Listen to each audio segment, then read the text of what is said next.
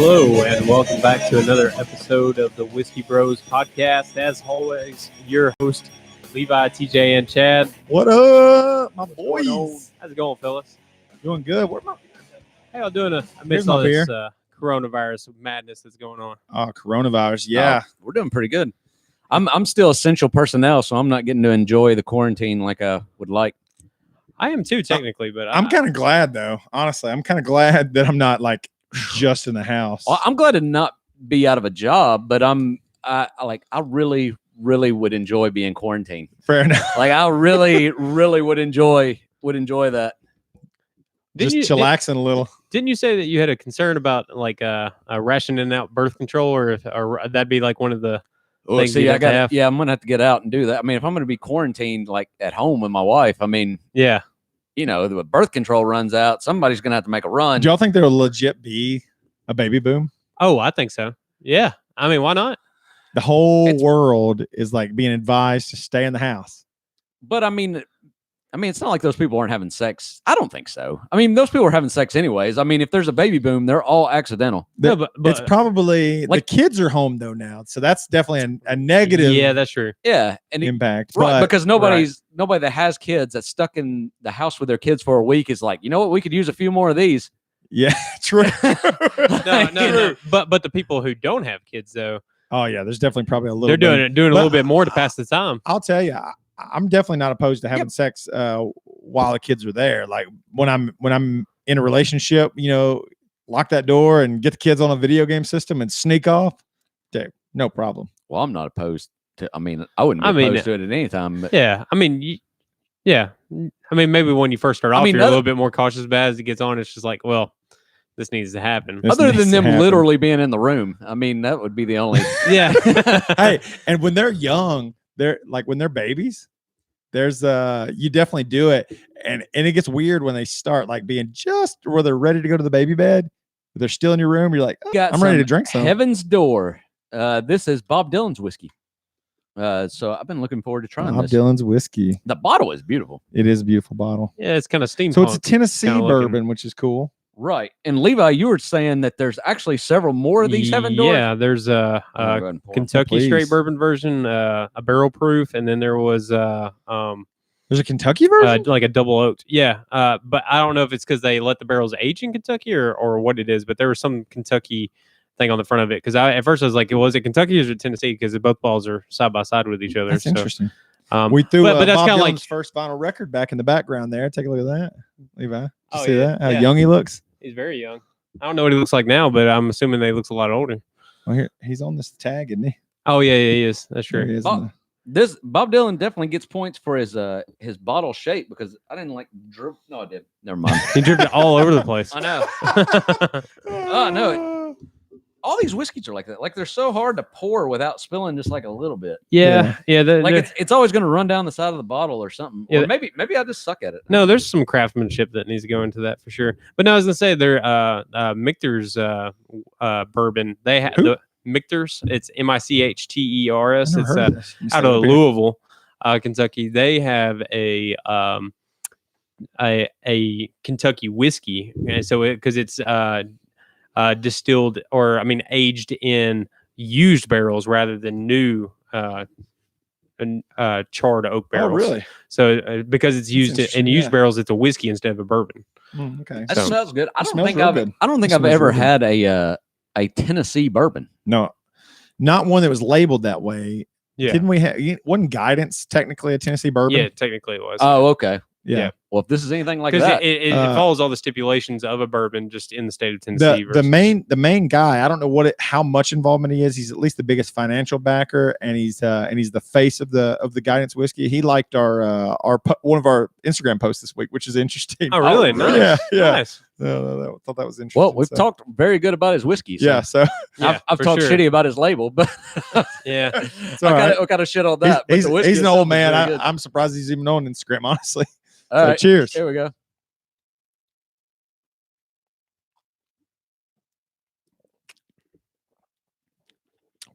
That's pretty fucking good. Dude. I like this a lot. It's It's got a lot of spice to the end. It almost reminds me of like a rye, but it doesn't say anything about it being a rye. It does have more spice on the end, but it's not like crazy burn as it goes down or anything. It's not overly spicy. No, that's a very flavorful whiskey. Yeah, it kind of hits on different notes. It kind of, it like on the front end, I felt like I tasted something, and then on the back end, it just completely changed. It doesn't taste like a mixing whiskey. I don't think I would like this with Coke or anything. No, no. I think this is a straight or on the rocks at the most. Well, of course, this is way too fucking expensive. Is it expensive? Yeah, well, I think it was like around 45, 50. That sounds about right. Yeah, 45 to 50 sounds about. Yeah, you right. start getting above that. You get above $30, and I start feeling funky about mixing it with anything. Well, when you're mixing, Yeah, I mean, it doesn't. for sure. It just doesn't matter that much, right. That's why I'll go with fucking this benchmark back here. I mean, I usually mix Maker's Mark. I mean, that's always my thing. Yeah, I'd barely put any Coke in it. It's just for color. Yeah, it kind of is. It's just enough to kind of like knock it off. But I'm a fan of this though. Honestly, like Wild Turkey is probably the best mixing whiskey that it is. I mean, it's Wild so smooth, and I mean, it's way cheaper than Maker's Mark. I love that Is you it? can get that No, on. I mean, well, maybe not way cheaper, Because like but the it's handle cheaper. bottle for the big 1.75 liter of Makers is 50 or 55, so it's around 55 for the and then but Wild Turkey that big, isn't it like 40 something? I thought it was 50. I don't know. Well, maybe I'm wrong then. But I could be wrong too. I'm gonna keep getting Makers. I like I haven't how gotten Wild it. Turkey is available on Southwest flights. I heard it was because Herb Kelleher, the guy that started Southwest flights, that was his favorite whiskey. That's what one of the stewardess, flight attendant, whatever they're called nowadays, what she said. Okay. They're not stewardesses anymore. How is that like a derogatory term? Yeah. It doesn't sound like one. I guess A probably. I don't know. I guess because flight maybe it's more accurate, but They attend the flight. What is I don't know. I guess stewardess got. I don't know. I guess it Steward kind of is more like a servant almost. isn't it? yeah, Yeah. like that servant kind Yeah. of mentality of it. But if you're tending to people's needs, I mean, it's just a sugarcoat. Yeah, Really. I mean, a waiter is still waiting on somebody, It's right. like, Yeah, I don't know. I don't know. You don't call him a meal attendant, so I don't know. Dinner But attendant. I'm liking this whiskey though. If you're looking Yeah. for something really smooth, this is not what you want. But if you want a little spice, a little kick to your whiskey, I think this is a really good. I choice. actually really like this. I do too. Yeah, I'm pretty happy with this. So it's called and- Heaven's Door. Heaven's Door, and like I said, this is the Tennessee bourbon Knock, version, knock, knocking on heaven's door. which is Hi. weird that Bob Dylan would call his whiskey, Heaven's Door. Yeah. yeah, based off of a very popular song that's not his. Yeah. He has all of his own popular songs. Yeah, Heaven's Door. There's got to be some connection there. Yeah. I wonder about that. Didn't knocking on Heaven's Door? Wasn't that Or was that a Bob Dylan song? I'm always like amazed at all these Bob songs. Dylan wrote a lot of songs. Yeah. That, like, obviously all along the Watchtower he wrote that he wasn't. But I'm thinking of like what's his name? The Watchtower- reggae singer was the Bob Marley. Bob Marley didn't do that though. He did All Along the Watchtower. No, Jimi Hendrix did all along Watchtower. Jimi Hendrix did all. What Yeah. Bob Marley did a Bob Dylan song though. It says that the legendary singer-songwriter Bob Dylan has launched his own brand of Tennessee whiskey called Heaven's Door, named after his 1973 hit that was later famously covered by Guns N' Roses in 1987. Okay, Holy shit! okay, He he did wrote write that. "Knocking on Heaven's Door." In what year? He wrote the song in 1973, and it was performed more famously in 1987 by Guns N' Roses. Okay, Wow. Did not There know you go. that. There you go. I was thinking of what's that song that I Shot the Sheriff? That That's the one. That's his song though. No. but that was Eric Clapton did it, but it was actually originally Bob Marley. That's what I was thinking of. I was getting mixed up. Bob. That's right. Okay. Yeah, Bob I'm getting Marley, mixed Eric up. Clapton. I'm gonna stop talking about this because I just keep fucking it up. It's all good. We're figuring it out on as we go. So Yeah. it's all good. Right. It's beautiful.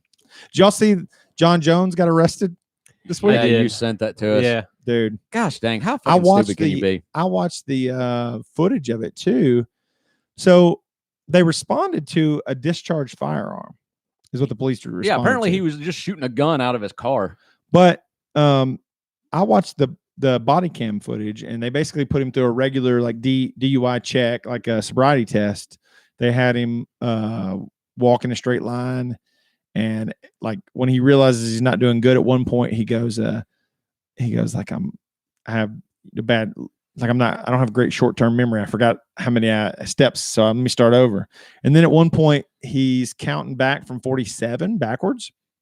and he fucks up, and he goes, he says like, my daughter's dyslexic. I think she got it from me. Like, so he's making these excuses. Gosh, So he's clearly had a few drinks, and then they found a firearm under his seat with a discharge round in it. So I don't know what the hell's going on. Dude, he has so much weird shit that is just happening with him on a regular basis. I'm convinced he's like seriously stupid. Like he's just dumb. Is he stupid, or is he just like fucked up in the head, like troubled? Yeah. Well, there's that, but I mean that not his last fight, but the fight before that, when he straight up kneed that guy in the head while he was down. Yeah. Like how? Like you're a fighter. Like how the fuck do you not know that's a rule? Like it's not a new rule. This is your job. Yeah, this is literally your job, and you throw lots of knees. Like there's no way you didn't know this. Yeah. And yeah, he acted like he didn't even know. Like that's illegal. When did that become illegal? Yeah, like whoa, okay, like. Okay, we're going by these rules. And I was thinking, like, maybe he thought the guy was about to get up and he was going to catch him on the way up. And then, like, you're watching the replay and I'm like, man, I don't think so. I think he just stupidly thought that he could knee this dude in the head. Yeah. But it's like, it's interesting. There's all these storylines, and that's just one storyline. Is the greatest fighter in the octagon, never loses in the octagon, but never wins outside of it. No, I could give him a pass if it wasn't for he's been arrested for DUI like 2 times before this now. Yeah, and then cocaine and everything else he's test positive for. He's a fucking moron. And then when he got arrested, or he didn't get arrested at the time, but when he was drunk and hit that pregnant woman, and he like runs away and then runs back to his car to get his cocaine out and then runs back. Like, you're a fucking moron. Like most of your petty criminals are smarter. I can't believe though it's during a time of like self-quarantine, sports, and he's out in the streets. He told the police officers that he was like stir crazy, so he had to get out for a drive and shoot his gun out his car. Yeah, he claimed he was talking to homeless people too, is what he told them too. He was like, I was being nice to these homeless people I saw. Wow. So, I don't know. Poor Jon Jones. I'm sure he'll have a good statement about how God was testing him through all this troubled time. I think that gets me too. Is like he's always trying to like throw his Christianity out and like Christianity into it. And it's like, what? Oh, come on, man. Like that's not a crutch. Christians are like, come on, bro. You're not the best spokesperson at this point. Atheists are like, we would not want you on our team. Like you are a bad representation of a human being. And I love watching him fight, but I mean, gosh damn. Yeah, well, I think Jordan Peterson said it best. You do stupid things when you're drunk. I've never done anything that stupid. Never done anything that stupid? I've done some stupid things drunk, but never drove around shooting a gun out the window. Yeah, it's true. It's true. God, dang, man. Yeah. Anyways, I mean, dude, is he even 30 yet? He's definitely 30. I think he's like my age. 33, 32. Oh, is he that old? I think so. I think he might be a little bit older than me. We can ask Siri here. I don't know. Leave us. How old is Jon Jones? Jon Jones is 32 years old. Oh okay. Shit. That was not very loud, but he's been in a lot of trouble to be 32 years old. Right. No doubt. I don't know. What about y'all? How have y'all beaten the stir craziness? I know we're working, but when we're home, we're not able to go out to restaurants or anything like that. I'm self-medicating by watching as much sports as possible. What are you watching? No, there's no fucking sports on. Oh no! Did you see last Sunday? ESPN 2 changed to ESPN 8, which is I didn't know this because I'm not like I don't study it that hard, but it was a dodgeball reference. The movie Dodgeball, ESPN Ocho they called it. Apparently it was on Dodgeball the movie. Gotcha. And I actually printed this out because I thought it'd be funny. Their lineup on Sunday was ridiculous. The amount of the different types of sports they showed. Really? Yeah. Are you showing this to us? No, I'm gonna read it. Oh, okay. So because it's too much for me to remember. You printed this out. Shut up. I know you hate when I print stuff. But listen, sometimes I like to print stuff. All right. Just waste all the paper you want to waste. It's fine. I'm keeping some businesses afloat right now. Okay. Well, that's a highlighter company and everything. So they started it off with the cornhole championships. Yeah, I've seen that on ESPN 3 before. I mean, I just have ESPN Plus, so I don't know. Yeah. So then they did the World Axe Throwing League. They did a bunch of other stuff. I'm just going to read the highlights here. The Putt-Putt Championships were at 7:30 a.m. Dude, this is all worth me getting ESPN. I'm like way more interested in this than anything. They're trying to fill the void where all these sports were. Yeah. I don't know what this one is. I didn't even Google it, but the Electricians National Championship. Electricians National Championship. Were they like who can wire up a plug the fastest? I know you're in on that, bro, ain't you? No, it sounds awful. No, fuck that. It sounds terrible. Okay. They had the 51st National Stone Skipping Competition. Oh my gosh. This is amazing. Me and my kids do this all the time. And I'm terrible. Like, I think I'm great, and I can never get more than like 3. I feel like I could actually just have ESPN on and just leave it on now just to see this kind of shit. Yeah. This is what they did. This is amazing. The national I champions. can't believe I talked so much shit about my port. There's whiskey actually leaking off the table. You were like, I did pretty good this time. Yeah, I just it says where electricians become legends. Oh my god! I mean, look at this. Oh, I hate and love this at the same time. What do they do? I mean, read about it. Yeah, they're fast wiring. They're wiring up they look like some kind of outlet. They were feeding the wire through a conduit. I'll fuck y'all up in some wire. It's in Nashville. It is in Nashville. Oh The whole my thing's god! in Nashville. Yes. We gotta go do a live episode from the Electricians Championship. No. Oh no. This is, man. I don't know if I want to claim that. I don't know if I want to either. Look, beautiful. they were walking between 2 vehicles, and they were both like Ford like panel work vans. Wow. It was like one was a van and one was like a small truck or something. Oh my god! Back for the 5th year. The Ideal National Championship is back in 2020 for its 5th year. It's time to determine the best electrician in the world. So Ideal's supporting it. Or is they're sponsoring it. Who's Ideal? I don't even know what that is. They make tools. Say fuck. I don't know. They make good tools too. Well, Klein's kind of the big name for like electrician tools, but I'm kind of starting to think Ideal's a little better. Klein's kind of fucking. This is made by Ideal. So listen, we got the damn. God knows his shit over here. I don't know about that. I like Klein. They make a hell of a bottle opener I've been using. Yeah. It's just I don't. Like Klein does make Milwaukee makes one hell of a radio. Yeah, they do. I just like Klein was a tool like you couldn't beat for a long time, and now it's like Ideal's stepping their game up. Ideal's good, and then there's some others that are good too. So right after the stone skipping competition, they had the cup stacking championships. I can watch that. I feel like we're digging deep on cup. Well, we got through electrician, whatever, and then they had the world sign spinning championship. Oh my god! This is like they took it too far now. This is like Minute to Win It, but like an entire thing dedicated to one event on Minute to Win It. Isn't that crazy? Here we go. Then at noon they played the Crystals World Hamburger Eating Championship. So our previous guest Kevin would be a little pissed they didn't do White Castle, but this is in the South, baby. Crystals all day. Wonder if Thomas Chestnut won that one too. Well, because they tried White Castle first, but no one could get more than 3 down without throwing up, so they had to switch to Crystal. Correction, Joey Chestnut. That's good. I actually don't know. I've had White Castle once and it was fine. I just love shit talking it. It makes people so mad. I don't even remember what it tastes like either. I'm in the same boat. Then they did the Johnsonville Brat Eating World Championship. At 3:30 in the afternoon, they went to the 46th annual Cherry Pit Spitting Championship. I'm starting to hate this now. I was like all on board in the beginning, and now I'm just. I'll bring you back in at 4:00. Okay. The Cherry Pit Spitting competition only took 30 minutes, which is weird. But okay. Yeah. And then we went to Professional Arm Wrestling Championships. Come on. Okay, that's a little better. Cool. Yeah. Then they had at 4:30 the Golden Tee World Championship, the video game for golf. That is still even a thing? Yeah, apparently. I remember like bars around here having like tournaments for that shit. Apparently it's still popular. Then they went to the Tetris, the classic Tetris World Championship. Your mic might be a little high. A little high? Like just barely. I may be wrong. I don't know. We got this sweet new soundboard now. New so mixer. Like things sound like they sound way better on my end.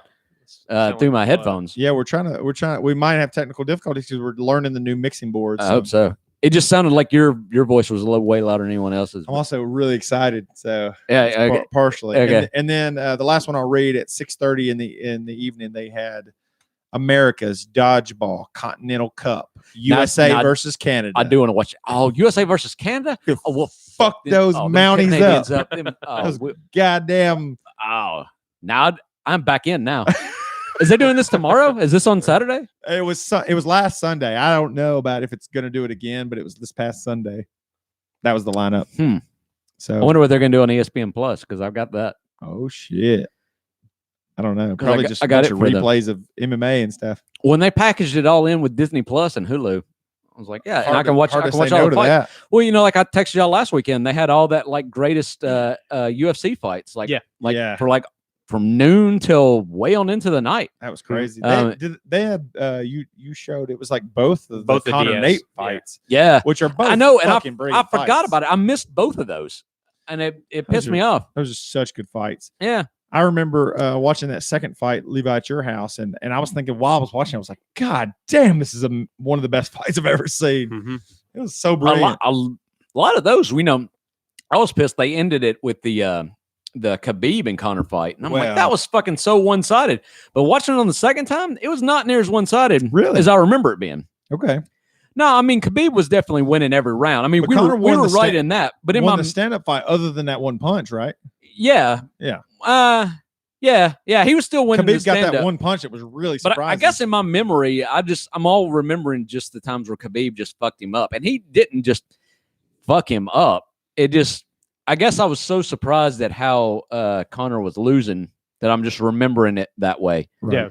Yeah. But I mean, watching the second time, I'm like, this is a pretty good fight, even knowing how it's going to turn out. Right. Well, I'm kind of curious about how this fight's going to go down now because they said if they had to postpone it anyway, that Khabib couldn't do the fight because of Ramadan and his religious beliefs. That he would. Dana said he's 99% sure they have a venue they can do it in. Okay, they're gonna make it work. I don't know if that's fucking a boat on international waters or what, but right. I'm hyped for this fight. The Khabib Ferguson. I've been saying like I'm getting it. Like, I'm gonna just tell you I'm openly rooting for Tony Ferguson because I like Khabib. He's fine, but I just want to see him get beat, and I'd love to see the way that Tony fights. I'd love to see him be the one to do it. I never really liked Tony Ferguson that much, but that dude has straight won me over. Like I'd like him now. Like he's so weird, and his fighting style is kind of just so different. But then when you kind of watch the replays and you start seeing like all of his fights and how they go, like the dude is really talented. It's just he's not doing any showboaty stuff. Right. That you're not going to just like. And I hadn't seen any promotional footage for this, but I mean, he's not going to look that great in it. He just picks people apart. Yeah, it's amazing their how shit much completely damage he'll do from the bottom. You can take him down and be on top. Half the time, he'd even try to get up because he knows he can fuck you up from while you're on top of him. He'll throw elbows at your goddamn face while he's on the bottom, which is crazy. Yep. Yeah, he's going to go out swinging one way or another. To be weird as fuck. And then Khabib, I mean, I'm not really been big on Khabib since after that Conor fight where he jumped over the octagon and started trying to fight people and just fucked that whole thing up. Like, I don't know. It's just like I have a problem with people that take like obvious promotion a little bit too serious. Yeah, and I mean, I've seen. Have you heard the audio of the fight with him and Conor? Where Conor like tells him like dude, it's just business. It's just business. Yeah, because like he's like his honor and like everything is on the line. He was like, "What are you saying now, motherfucker? What are you saying now?" And then Conor's like, "Dude, like it's just business." Like like he's not getting all that. And then when the fight was over, like he was still so angry, like he just wasn't done fighting. Then he had to jump over the octagon. Say what you will about Conor, but he loses with grace when he loses. Oh yeah, absolutely. Yeah, he's humbled by it. He's appreciative to the fighter who beat him, and he's like, "I'm gonna learn from this. I'm gonna we get have better." A new Conor too after that fight with Cowboy, and he won. Oh yeah, like the whole promotional leading up to that, like it was a whole new guy. I didn't even know if he was gonna win. He was like, I'm like, I don't know. Like this dude seems like high as fuck every time that he's being interviewed. Buddha over here. Yeah, but I mean, obviously, he won that fight in what was it, 30 seconds or 45 seconds or something like that? Less than that, I think. I don't know. It was very short. Very short. Crazy. Yeah. Which I don't. He threw them threw the shoulders and fucked Cowboy up. I still I almost want to know like how it would have went if he hadn't have done that. Right. Yeah, and like it was good and it's a satisfying fight, but at the same time, like I'm like, well, we never got to really see what Cowboy could do against him. Right. But Conor does that to folks. He has them like shook before he get in the ring half the time mentally, and like because of the bigness of the fight. Like, no, I don't even think it's because they're afraid of him. Cowboy seemed shook. Bigness. It's he seemed really shook before he got in. He was like, people keep telling me to take him down. Like he's not going to let me just take him down, and he kept saying shit like that. That's weird. It's weird. But that shoulder technique that he got him with was pretty interesting, unique. Yeah. The whole world of sports is kind of crazy right now. The fact that there's nothing going on, like I had to cling on to NFL offseason moves. Yeah, the electricians championship. Don't forget about that. Oh yeah. Well, sports radio is really interesting right now. Yeah, they're talking about coronavirus more than they are sports. Yeah, but I mean, what do they got to talk about? They try to talk about the draft for like a little bit, right? Well, like that's it. Now, free agency, they did have a little bit more. Tom Brady going to the Tampa Bay Buccaneers was a huge story. That was a big story. That even hit my radar. Did you hear about this? Yeah. So 20 years of being a Patriot, or 21, however many seasons, maybe it's 21 seasons, I don't know. But he's 42, and now he's going to play for another team. And to see him in a Tampa Bay jersey is going to be weird. Did was it his choice to go there, or did New England just not re-sign him? It was a mutual kind of thing. I think they because they had talked about it last season. He sounded like was taking these little small 1 year to 2 year contract extensions, and I think they finally realized that he was just nearing his time in the sunset, and just was like, okay, well, I think from an organization standpoint, we need to move in a different direction. But they had such shitty planning around it too, because I mean, right now they have a guy that you guys and I had never even heard of playing on his team, and then they signed Brian Hoyer, who's been on their team like 3 or 4 different times as a backup, but he's kind of a nobody too. He's a journeyman guy who's played for like 8 different teams. So their plan has got to be go get somebody in the draft, but there's a ton of free agents out there that they could have went and signed too, because Mariota was a free agent. He went to the Raiders. Jameis Winston got let go by the Bucs when Tom Brady signed, and Phillip Rivers was a free agent. I mean, there's a ton of people who are out there. They just basically said, whatever, we'll just see what we can do. Dude, I'm not believing the Titans signed Tannehill to that big of a contract either. In theory, it sounds like a whole lot of money. I mean, it's basically basically $30 million a year. But sorry, I'm drinking $30 million a year. But I mean, he doesn't get it all because Wait a minute. It's laden with incentives for him to get all that. Okay. So his base salary is not near as much. He has to actually perform. Yeah, to get I was fixing to say a super high paid athlete in NFL is what, like $12 million a year, $15 million a year. It's way higher than that now. Because what's the salary cap?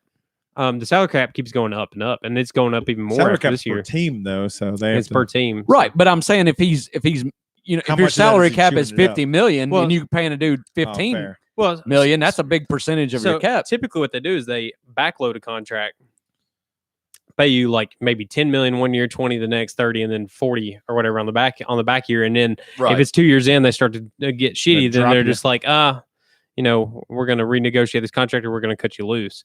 Because another big name player who moved from one team to another was Todd Gurley, the running back for the Rams. He was cut. He was made the highest paid running back in the NFL 2 seasons ago.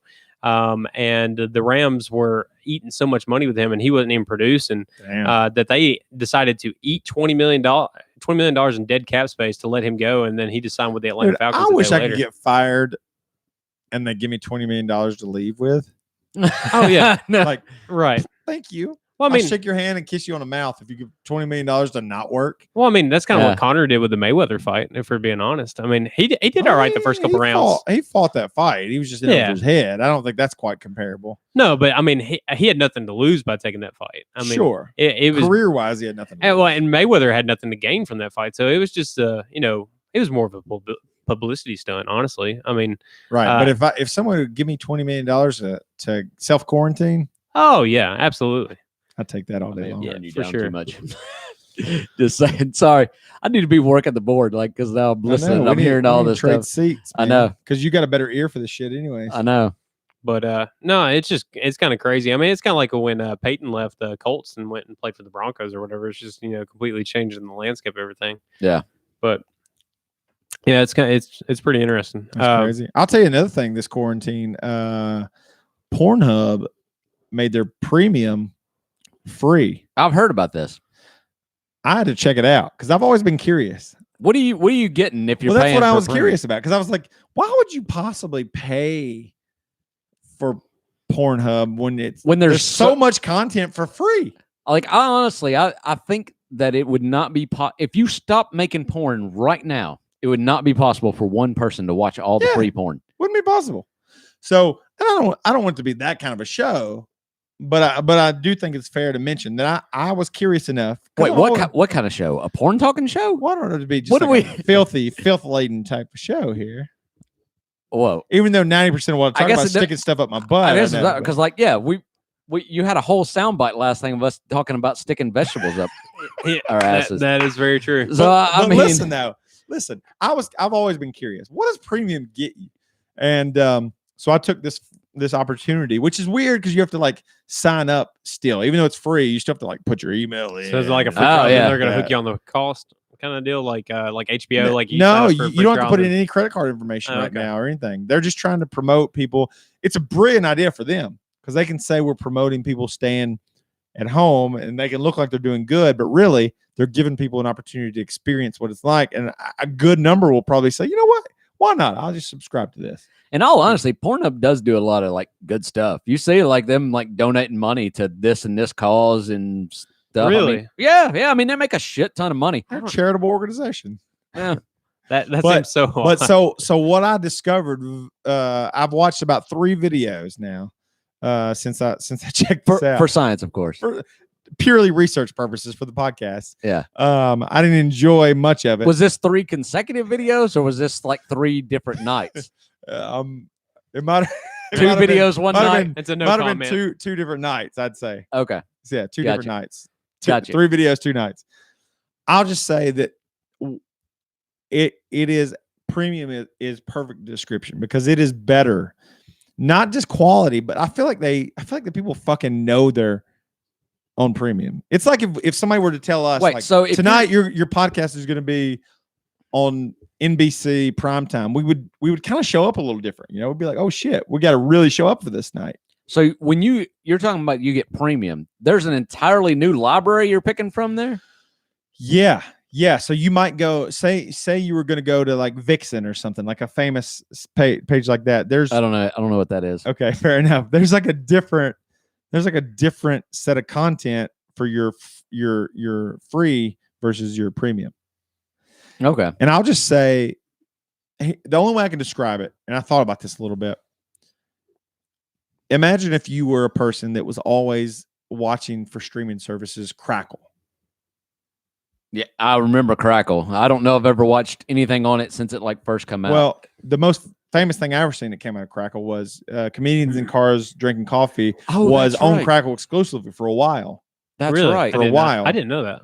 And that was the best thing you were going to get. Most of the other stuff was like, it's like, yeah, sure.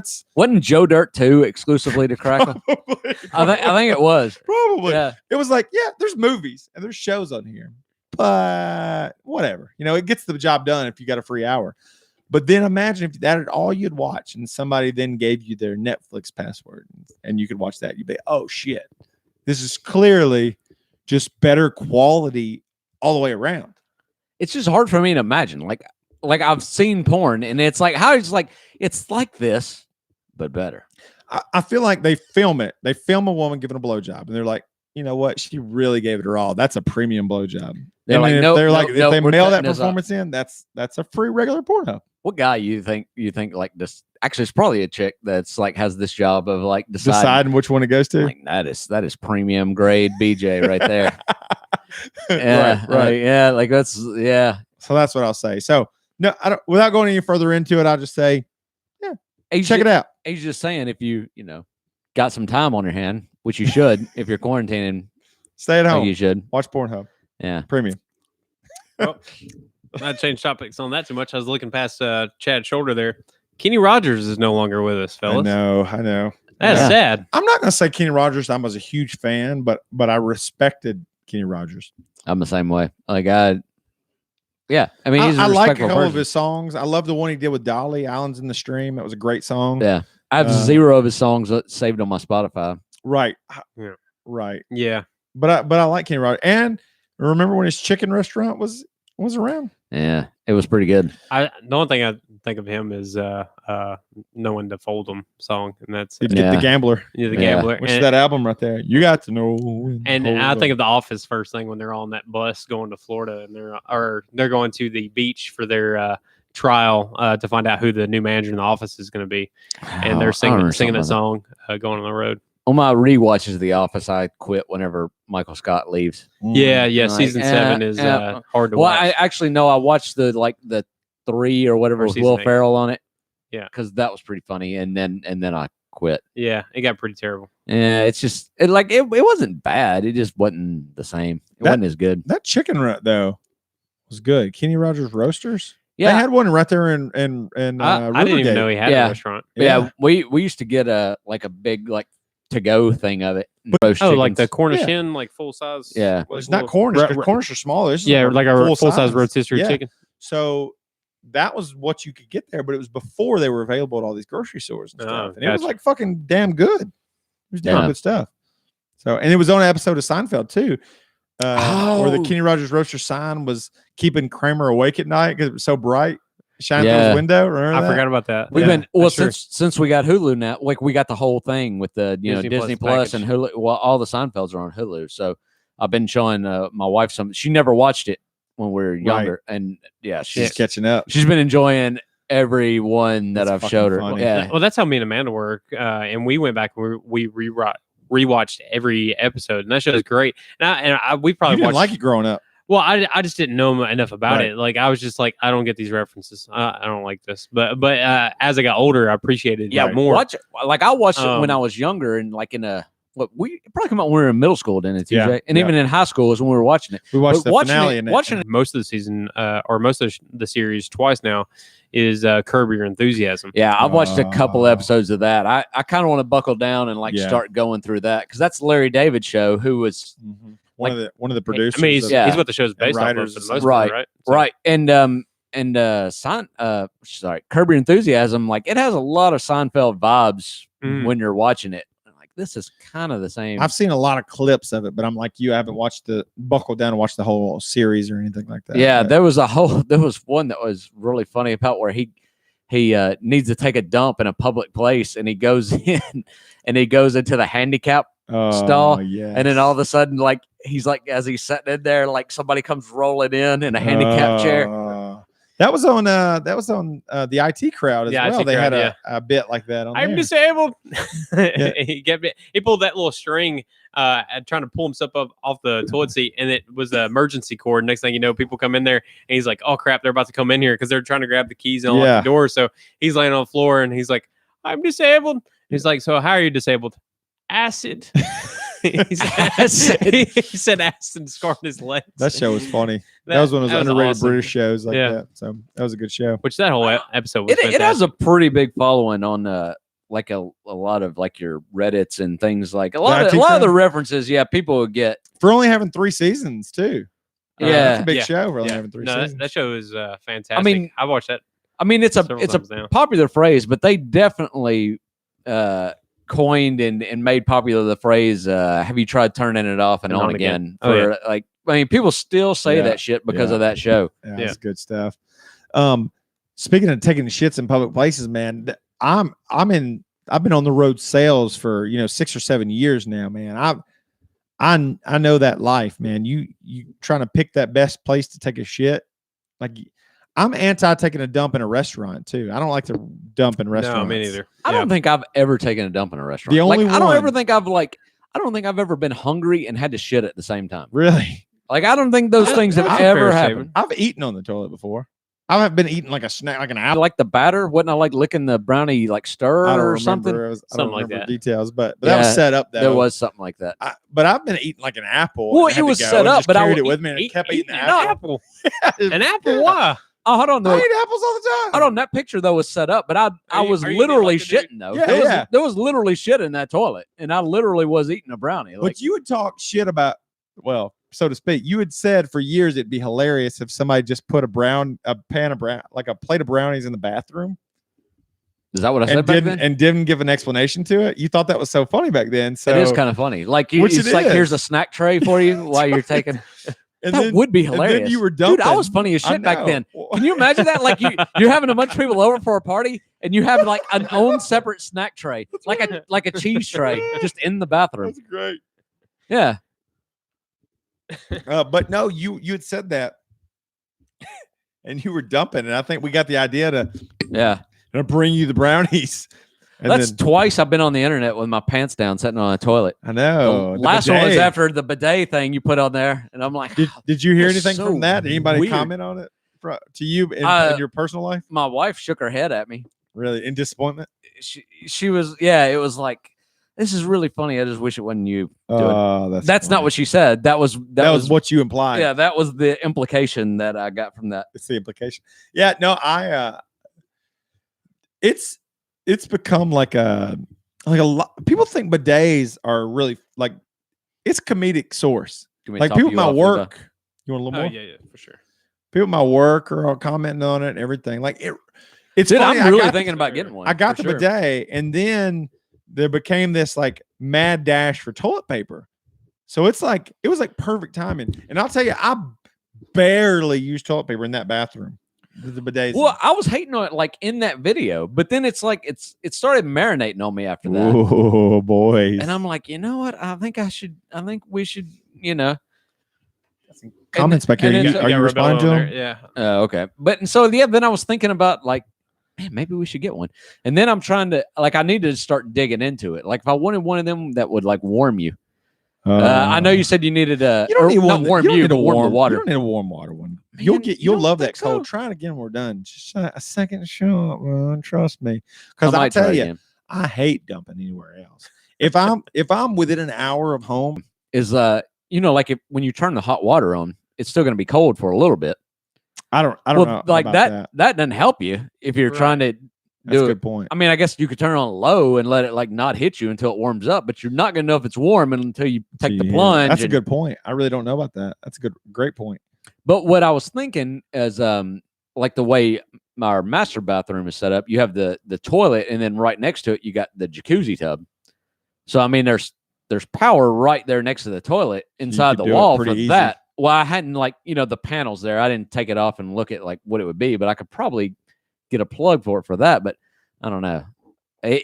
Like so many people like you since this have been posting their bidets, and people have been buying them off Amazon, putting them up, and they're talking about how great they are, and they don't have any warming anything to it. Right. So, jealous a little bit, ain't you? A little bit. Like not jealous. It's just I'm more just like considering it. Not jealousy at all. So did you talk to your wife about trying this out? Yeah. You knew it was coming. Yeah. I forced that one. You didn't say my wife, and I said it. Every episode. He said your wife. Did you talk wife? Did you talk to her about giving it a try? What did she say? She's like, I don't know. And I'm like, but it would be good. And she was like, oh, maybe. And I'm like, we get that one with the frontal squirt. And she was like, yeah, or maybe. Well, since then, my wife's been over here, and she was very much not going to use it. She was over here when anti-use. No other adults were here. Yeah. She very well could have here, and had all the kids together at one point. Was watching my kids and her kids together one day, and still swears she didn't sneak in there and give it a shot. Well, I did what TJ did. I went in there and just turned the knob and let it squirt the door just to show her the power, and she's just like, "Nope." That's intimidating. It is. There's quite a bit of power coming out of that thing. The fact that I just max that baby out nowadays. I just blast me. Yeah, but if it didn't have that power, it wouldn't be worth using. Yeah, that's true. If it was just like a trickle, you just had to wait for it. Just like, all right. Yeah, wouldn't get anything off. Yeah, it's just gonna like spray a mist. That ain't doing nothing. I got a wet, dirty ass. Yeah, I got mud. A misting feature on it, but yeah, would be very comical. That's funny. Also in this quarantine, the show fucking Tiger King has gone super viral. Insane. That's what I was going to talk about. I've watched almost all. I think I've got one episode left. I've watched one episode. Okay. So I'm new into it. That's what have you watched it, Levi? I've watched one episode, like Chad. Me and the wife. I'm sure everyone's seen it, but I'm going to read this. I'm going to read this Instagram post that kind of describes why everyone should watch it. It says Tiger King has everything: tigers, lions, murder, a gay redneck throuple, a one-armed lesbian, alligator arson, mullets, pizza made from expired Walmart meat, a zoo-based sex cult, a crazy cat lady, and country songs about tigers and gay love. See, I've only got to like 20% of all the things you just said there. It sounds like an absolute fucking train wreck of a show. But at the same time, it's like that train wreck you can't look away from. Like, I'm watching it. That's where it was at. I mean, the whole first thing, like, it seems like a mockumentary almost in a way. Yeah. But then when you find out that it's legitimately an actual true story, right? And even like going to that first episode when it showed that lady that he supposedly killed and stuff like that, I was just like, okay. But I mean, see, I didn't even know. wait a minute, I didn't even know she was dead. I mean, I just thought it was like an attempted murder. Was it attempted murder or actual murder? Because I thought he was in jail. On the first episode? Yeah. He is actually in jail, Yeah, but he's you can in be in jail, a jail for attempted murder. But it sounded like in the beginning, and I don't know anything. They didn't give you but any details in that first episode. Well, it just much, sounded did they? like No, that he. it was just kind of talking about it. No, Yeah. it sounded like he hired a hitman. Well, they didn't. By the first episode, they haven't revealed much of that, so you'll have to wait until you get a little further. Okay, I don't want to into ruin it for him. Okay. So I just say that. That's why I was confused if y'all only watched the first. Did he not remind you of the guy in Shit Town, that podcast? Shit. He does. You didn't listen to that, probably No. not. It's a well, wait, what's the Serial it's on- podcast? it's from the makers of Serial, but it was a sub show. It wasn't a part of Serial. That's right. It's its own podcast, and it was like 10 episodes, and that's it. Like Right. that's the whole thing. It's called Shit Town. They call it S Town sometimes, but Okay. but Yeah. Shit Town, yeah. Yeah, if you want to look it up, it's called S Town. That show, that was so fucking great. TJ told me to watch Yeah. it. I got like 20 minutes into this podcast, and Listen I'm like, to it, yeah. I don't think I can handle this, man. Like I was so fucking into it. And then the last one I drug out because I didn't really want it to end. It's really good. But anyhow, they reminded it'll me. remind you of that for sure.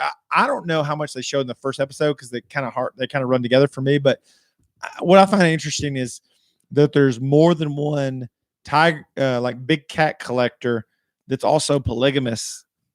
Well, see, That's they haven't gotten interesting. into the polygamy thing. They pretty well just kind of like set the stage for this right now. Well, Like they're basically just giving you the players. This is not a big spoiler, but Joe Exotic has 2 husbands. He's What? gay with 2 husbands. In the Oh, first 2 episode, husbands? no, in the Yeah. first episode, he has one husband. So he ends up with 2 husbands simultaneously.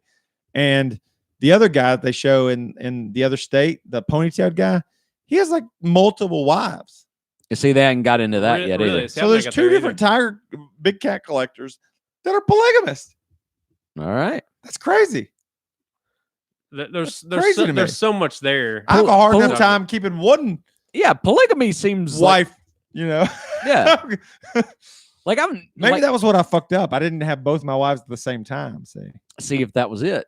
And then you like is that the thing if you're polygamous? Like, do you have to like, you know, like if you got a group of friends and one of the friends is dating somebody new, you know, they have to bring them over and be Right. like, hey, how's everybody getting along? Right. Like, so this dude have to do it for his wives? Like, Probably. hey, let's see. Like, if she can't intermingle with like my other wives, and like this is not going to work. Like, Dude, they all got to be able to be friends. I watched that show about the. Or she's telling them they're going to shut up and deal with it. You're gonna shut up because I'm the king of Yeah. the shit. I don't know the Mormon show where they were showing the. Oh, the Polygamous. sister wives. No, there was another one. There was some other show where it was more documentary style, Okay. but it was very clear, and this surprised me that the wives were jealous of each other. There was a lot of jealousy. Well, the sister I wives say- were kind of like I that too, s- a little bit. And I didn't watch much of that, but There was an HBO show about that too, wasn't it? Like Big House or Big something. Yeah, something like that. Yeah. Well, I say I'm surprised. I'm not surprised about people being Big jealous. love, big love. Big love. Yeah. That was Big it. love. But you that's what it think was. like with, I don't know. I guess I think when Mormons and I think with like spiritual people that they're like, I just assume they're past that jealousy. That's not a part of them. But these women were super jealous. of the But Mormons time. aren't polygamous now, though, are they? Well, the thing, Not officially, not the official Mormon language belief. But you know how like Christians are one thing, but there's also the, you know, Baptists are one thing, but there's also the Westboro Baptist Church, which goes rogue. Right. Mormons have rogue Mormons too. well, Wait, are the rogue ones the polygamists? Yeah. Okay. The mainstream Okay. Mormons are not, but your rogue ones are, and then the ones that move their family to other Can you countries. imagine those assholes that are like they're like making up a religion? Like, here's what we're gonna do. God actually wants me to cheat. So I like, honey, like this I is don't not want to. like, no, I don't want to. Like, you're the one, babe. You're enough for me. You're it. You're everything I want. But there's this younger chick. And you know, she needs Do you hey, want me to disobey God? Hey. And I mean, this is Oh, I mean, this is not like, you think I'm going to enjoy this? Who do you think, what kind of person do you think I am? Doing God's work. it's not easy doing God's work. No, you think Test it's not me. easy? Like, oh, I have to pray every time I stick my dick in her mouth. okay, well, yeah, it's like, okay, well, you know, but you're gonna come back to bed with me afterwards, right? No, I've got to stay there with her. You know how women are. I gotta stay there with her. What do you think? Like everybody else is gonna think of me? Well, I'm probably just gonna move her in here with us.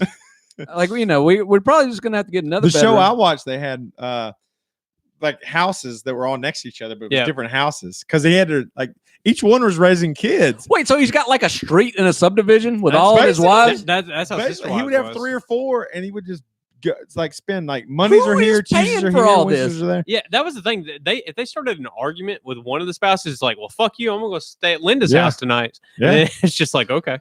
Well, they were almost like Amish, like they would build a lot of shit and do a lot of shit themselves. Yeah. That's probably why they're like too scared to like argue with him, because like, well, he's just gonna leave and go with this other girl. That's fucking sad, man. That's a sad way to live. Well, but I tell you, I mean, if I could just like, you know, have somebody to fuck once a week and then I don't have to kind of deal with them the rest of the week, that's not that bad. Well, but that's yeah, that doesn't sound good. I mean, you can make that arrangement for sure. I mean, that could definitely happen. But that's not a wife that you have a house with. And I'm envisioning the reverse. Like I'm the sister husband or the brother husband here. Yeah. So she just comes by and is like, hey, no, but you can't husband cheat, number though. 3. So like you only get to have sex whenever she decides like to stop by. Well, I don't think you would deal well with that at all. Yeah, you're right. So that's the question. So does the polygamy go both ways in the Mormon It does faith? not. Oh, it does not. No, are you fucking nuts? God does not allow that kind of shit. You're crazy. No. You're nuts if you think he allows that. Yeah. Well, I bet somewhere there's like, no, we're taking it into that stream of belief or whatever. No, I thought about that too. I wonder if she was like, if one of the women were like, you know, God spoke to me last night while I was sleeping in a dream. He came to me and said that I needed to have multiple husbands as well. Dude, he would lose his mind. You imagine if she just said, God spoke to me in a dream and said, you need to buy a dildo.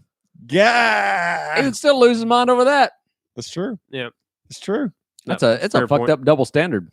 Fucked up. It is. Well, did y'all hear about that? I don't know if we talked about it on here, but there was like a woman last year who airdropped a sex picture of herself on a phone. Like her and her husband were on a Southwest flight, got separated, and she was trying to send him a lewd, sexy photo of herself, but she airdropped it to everyone who was on the airplane. Wi-Fi.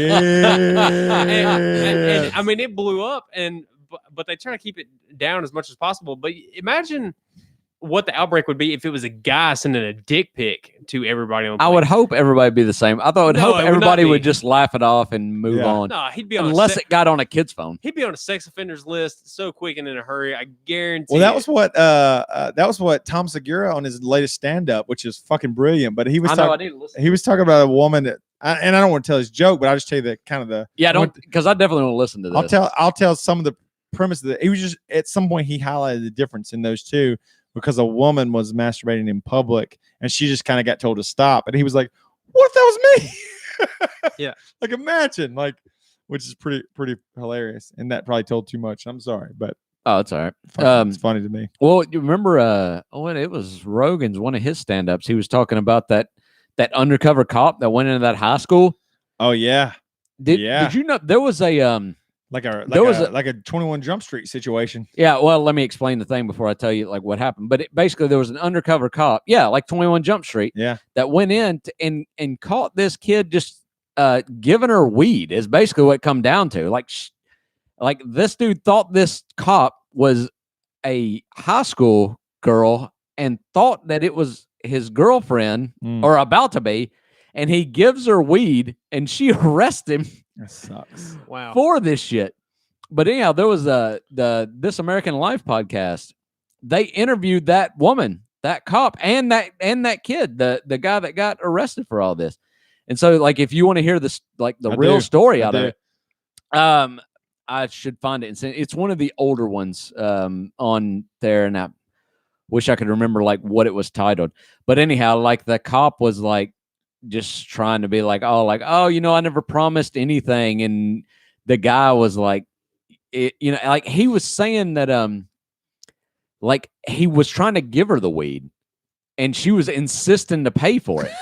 So it'd be like illegal. She was insisting to pay for it, and she was like, "No." He was like, "No, it's fine. Like, you know, it's just a little bit of weed. It's fine." Yeah. So like she could bust him for it. It'd be selling drugs, not just. It's fucked up. But anyhow, going back to what we were saying, what Rogan was talking about, if that was a man, an undercover man that started trying to date this girl in high school and then tried to buy weed from her and jailed her, they would hang that motherfucker from the nearest tree. Yeah. And that was his point. He's real double absolutely standard. right. Like they would ruin that motherfucker. Like, right, 100%. Like, and that it would be the most shitty thing. But this was shitty too. This was absolutely shitty.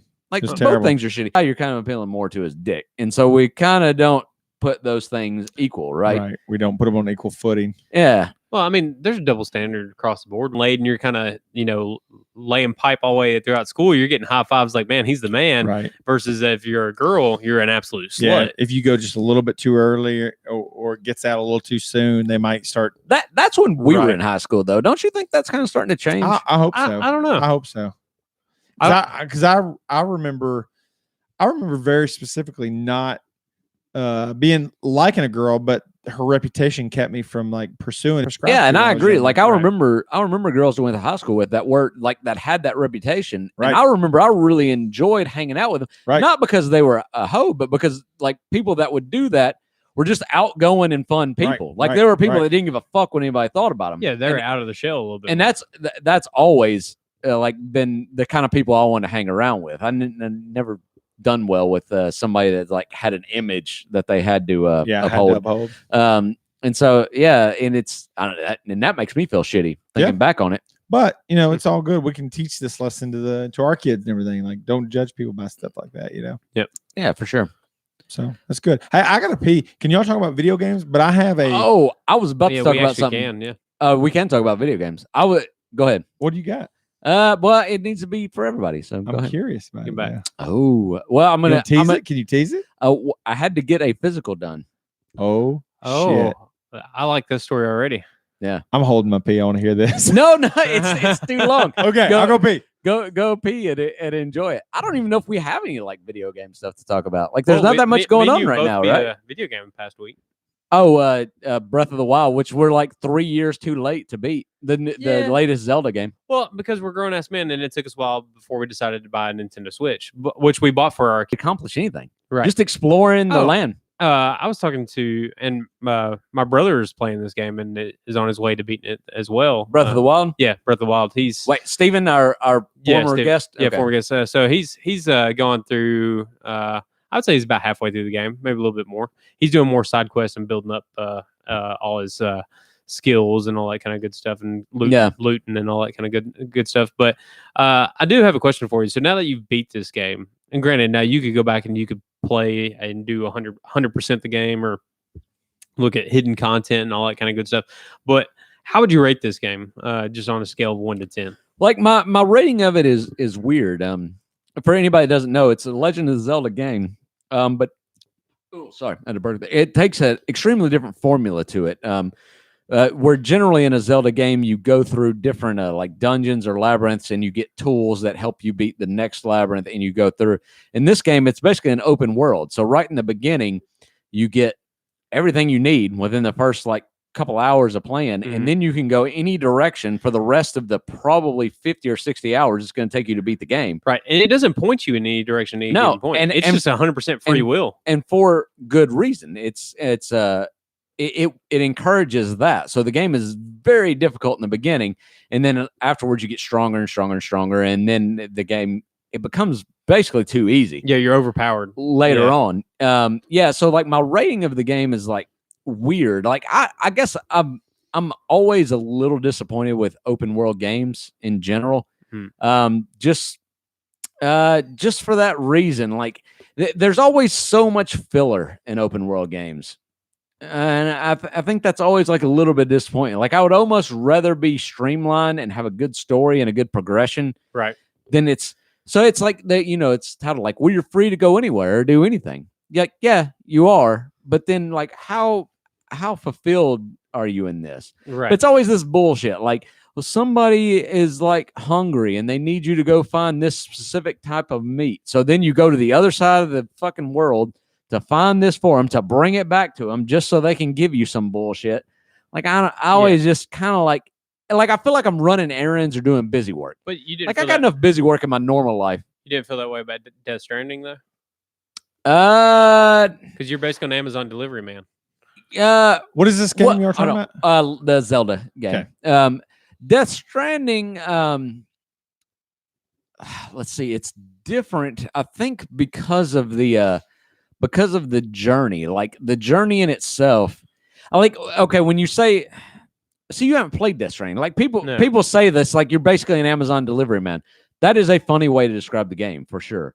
But it's almost like you're an Amazon delivery man who is going through like one of our hikes that we went on. Right. Like there's a preparation and a challenge and a journey. So like, yeah, you're kind of doing this and yeah, maybe it's kind of busy work, but at the same time, you feel very fulfilled by the journey. Because it's difficult. By the end of it. And see, with Zelda, the thing that got me with this new Zelda is you don't really need to fight anybody for like the most of the game. Like you can kind of just run around everybody. Yeah. Like there's very few fights you're forced to be in. Yeah. And so like, I don't know. It's like kind of parts of it like that.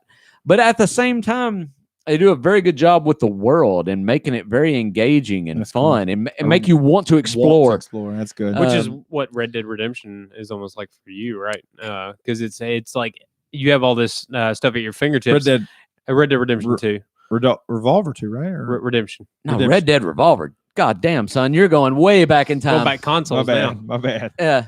But yeah, it's got like a very immersed world that's kind of open. You can decide whatever you want to do. With Zelda, like I still am not on board with your weapons and shields and all that breaking. Yeah, like, I don't like that. I'm not about. You tell me that. That sounds. I don't like that. That sounds shitty because you're hesitant to even use your best weapons. Right, and people are trying to sell it like, and I get their point that they're trying to say like it forces you to keep using different stuff, which I get that. That's cool. And that's fine, but I don't know. I would rather it go the Dark Souls route where there's still a shit ton of different weapons, but they're all a little different. And so you get to choose like what you kind of are comfortable with based on the mission. What makes you in Dark Souls? No, you just there's all these weapons in the game. Would you be more likely to choose it based on who you're fighting, or more likely based on your personality? For sure. I think you can do that, but up the mission or the boss, but most people choose off their personality. Okay. Would have done better to do that. Just because the thing is, like with Dark Souls, it gives the game more replayability. So you play through with like this weapon, and like, so say you're playing like with a fast weapon. So you get in, you get out real quick. Like that's kind of your play style. Okay. But then after that, you're like, you know what if I had like some big ass fucking weapon that just smashed people in the ground? Well, that's a completely different play style. Okay. And so that makes the game almost brand new again. That's kind of cool. To try to play in that way. And I think that would have made this Zelda a lot better. That's interesting. So how would you score it on a scale 1 to 10? Just in your own opinion. Oh, man. That's not even fair. He hates it's a hard ranking things. No, he's the one who brought the rank out for the restaurant. So no, he does like that. No, you're right. I mean, to say how to rank this game, it's the hardest. It's one of the hardest games to rank because there are aspects of this game that's 10 out of 10. There's aspects of this game that are definitely like 5 out of 10. Assuming by my scale, 5 out of 10 is okay. Yeah. And so I probably put it around an upper 8. Yeah, that's what I was thinking. Like, for me, like I was thinking like 8.5. Yeah. I mean, it's a great Zelda game. I wouldn't say it's my favorite Zelda game, but it's pretty damn close. That's because it's totally different than it certainly has its flaws, but at the same time, it's just fun as shit. You're having a lot of fun exploring this game, this world, but they have this whole integrated like cooking system. Well, like I figured out pretty quick, like what the best thing to cook was. Just cook that. And so, I just cooked that. Like, I don't give a shit about any of this other stuff. Eggs. Yeah. Well, I mean, like there are eggs. Like, but that aspect, and we talked about the weapons and shields. I almost think it would have been better served to have had it like a World of Warcraft, where you can, find like super rare weapons that are awesome. But the fact that they broke and stuff like that was very annoying. But if they did that, then everybody that knew the game would just start the game, beeline to that broken weapon, and then use that weapon for the entire game. So you don't really want to do that. No, but what if you could still break it, but you could take it back to a blacksmith to have it mended or something? Well, that's what I thought was happening. I actually Googled. I very much look forward to the critical feedback that, and I hope they learn from their mistakes. And I mean, I brought up Dark Souls way too much on this podcast, but the first one has a lot of the same way. Like, it's not an open world game, but you can go many different directions right off the bat. And then you kind of hit this kind of middle point. It kind of funnels you to this middle point, and then again it opens up where you can go many different directions. Right. But it's not forcing you to have any weapon, anything. Like you can just do whatever you want to do. And I think Zelda would have done a lot better to go that route. To just let you do, because like me and you talked about, like I got toward the end of the game, and like there's all this more upgrading I can do, but like why? Like, wow, what's the point? Yeah, what's the point? Like I already whipped the shit out of everyone. Yeah, and even the last boss fight was easy. Yeah, and I mean, now you can do the last boss like right off the bat. Like you can just. But by the time you actually earn it, it's easy. Yeah, it's yeah, and the combat in the game wasn't that great in my opinion. It could have been. It could have been better. Yeah. There's definitely some. Because it was all about timing. If you got to where you could dodge at the right time, then it went to slow motion. You could knock stuff back. It just made it easy. Which some good fighter, good like your FromSoft games, like Dark Souls, Bloodborne, Sekiro. Like I mean, they're still, if you want to boil them down, they're about timing. Did you call that Sekiro? Yeah, Sekiro. I thought you used to call it Sekiro. But I'm wrong. I was wrong. It's Sekiro. Sekiro is how you're supposed to say it. That's interesting. Like yeah. I was just curious because I never played Sekiro is how a lot of people because if you look at it, if you're reading it like English, that's the way you. But it's made in Japan. So. Yeah, but it's Sekiro. Hey, to take a minute. Please. We've been on this way too long. Shout out to our two YouTube commenters so far. We've had Chris Rebello talking about our sound quality being much better thanks to the mixer and giving us a shout for that, which is cool to hear. Yeah, it sounds better in my headphones, so I'm glad that it sounds better. And then Holly saying that we need to talk about Tiger King once we've seen all the episodes because it's worth talking about. Because she's probably seen them all. She binge watches this shit, and then I have to try to catch up. Yeah, so which it seems very binge worthy because I mean even like we were talking about earlier about sports talk radio not having shit to talk about. I was on 104.5 The Zone. They were talking about Tiger King for about an hour. Oh, I was wanting to watch it again last night. But I had to go to. I had to go to work this morning, so I had to go to bed. But yeah, I was definitely like ready to watch it again. It's definitely something that I could just spend a whole like day watching. And if I was being quarantined, like I wish I was. Well, I had a quick question for you guys too. I was thinking about this as a topic for conversation. Stop touching your face. I know I can't. Stop doing it. It's a beard thing. You can't help it. But I do have a question. So with all this coronavirus going on and with all groceries going in short supply, like in your opinion, from a Whiskey Bro standpoint, what are the top 10 food items that you should have stocked up in your house to survive the coronavirus quarantine situation? Yeah, that's a good thought. Good thought. There's three. Whiskey, number one. There's three things you need to worry about in this order: beans, Band-Aids, and bullets. That's what you need to worry about. Those are the three things. You live on beans? Yeah, and I mean medical is obviously important. Everything is lumped into Band-Aids. Right. But aside from like survival necessity, just things that you personally like, comfort. Wait, are you talking about like fun stuff? Yeah, no, it could be fun food things, but just food items that you like must-haves in your house if you're going to be stuck in your house for a long period. Well, people are stupid with this shit because they are. They can't be stupid. If I want cinnamon toast crunch, I want cinnamon toast crunch. What? And you're making a point because I just said beans, and there's people that are literally buying like just cans and cans of beans, and that's dumb. Like that's dumb because the whole point is to stay in your house and not get out, right? Right. How many days are you going to eat nothing but beans before you decide to go to the store? You're like, fuck this. Maybe one. Yeah. Maybe one before you're like, you know what? I'll risk it. I'll get back out there. I'll just say frozen stuff is the answer. I definitely wear out that frozen aisle because I can feed my kids. I can feed my kids on frozen stuff, and then like I'll fucking take frozen vegetables, cans of vegetables. Yeah. Are pizza rolls high up on the list, or my kids are strange. Things. They prefer bagel bites to pizza rolls, which I think is kind of like blasphemy. Are you serious? What kind of heathens? I'm serious. I prefer pizza rolls. You bought it and brought it in the house. This is your fault. Well, hey, they live with their mom half the time too, so I can't control all of this. Can we blame her for it? Yeah, 100%. Let's blame her. Blame bites. me. Shit. That's some weak ass shit right there. Fucking bagel bites. Some pizza rolls. I like bagel bites. Oh, but I'd take a pizza roll every day over a bagel bite. Oh, it gotta be. Yeah. I absolutely agree. Yeah, pizza rolls for the win. Faster. Pop-Tarts will last forever. Or long ass time anyways.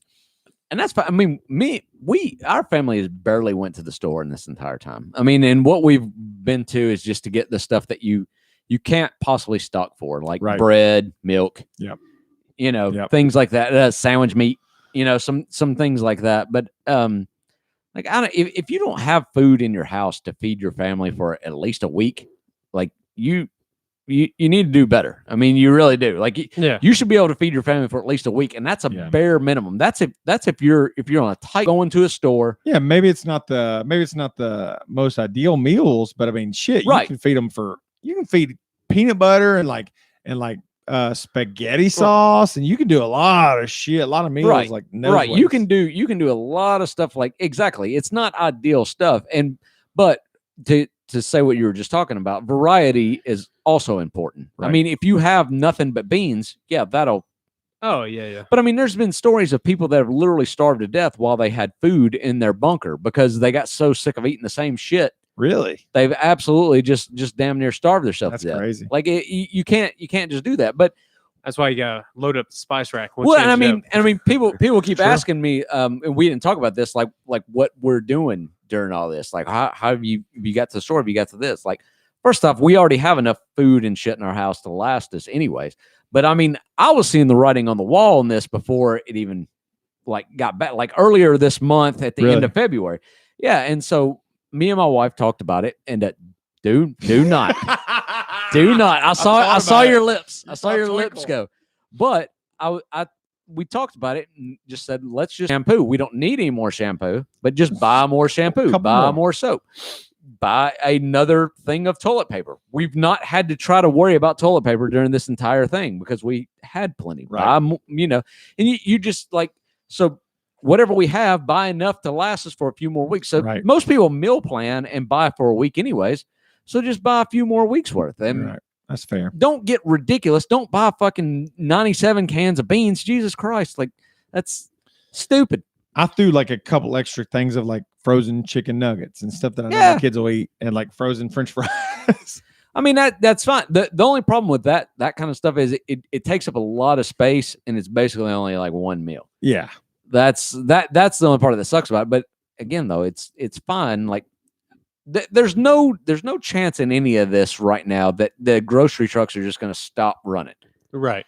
Yeah, we're not to that level, so there's no sense in freaking out that much. But this should let everybody know that if the grocery trucks did stop running, how much more everybody going to freak out right now, for sure, than they are right now, for sure.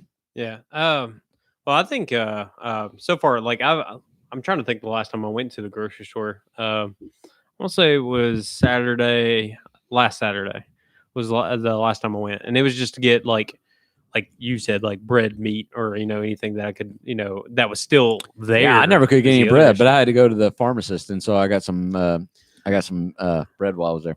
Some pharmacy bread. At Kroger.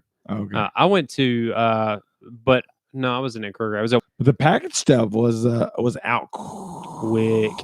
Very. Oh, there was plenty of it there. This was earlier this week. That's funny. And yeah, there was I was choosing what do I want this? I was going down the aisles of the grocery store and going what was previously here, and did I need anything? Because I don't even know what was here in the past. Like the bread aisle. I was like, I don't even. There was only the first time I went to the grocery store during all this. There was only blueberry and strawberry bread left. Oh, that's wow. crazy. Yeah. Yeah.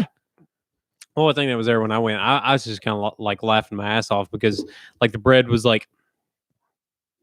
You're seeing a lot of comments that I fucked up on, but the was bunny bread and Wonder Bread, because Wonder Bread and Bunny Bread are the kind of bread that you can chomp down on that gets stuck in the roof of your mouth because it's so like just like mats down into like I don't know what the fuck it is. It's almost like it's not even bread. We don't eat a ton of bread, kind of period though. In my house, I keep a loaf usually of like Nature's Own honey wheat or something, but we don't eat a ton. I made a grilled cheese with mine not all too long ago. Grilled cheese is good. It's so fucking good. Grilled cheese is good. I want to hear about this physical. Why'd you have to get a physical? Yeah. Wait, we got sidetracked. Oh yeah, we're back on this. Tell us about your finger. Well, I had to get it for a now apparently. So, okay, hold on. Not that kind of physical. For insurance purposes, like you get way cheaper insurance. So if they find out like your cholesterol is not super high and you're not smoking and all that kind of stuff.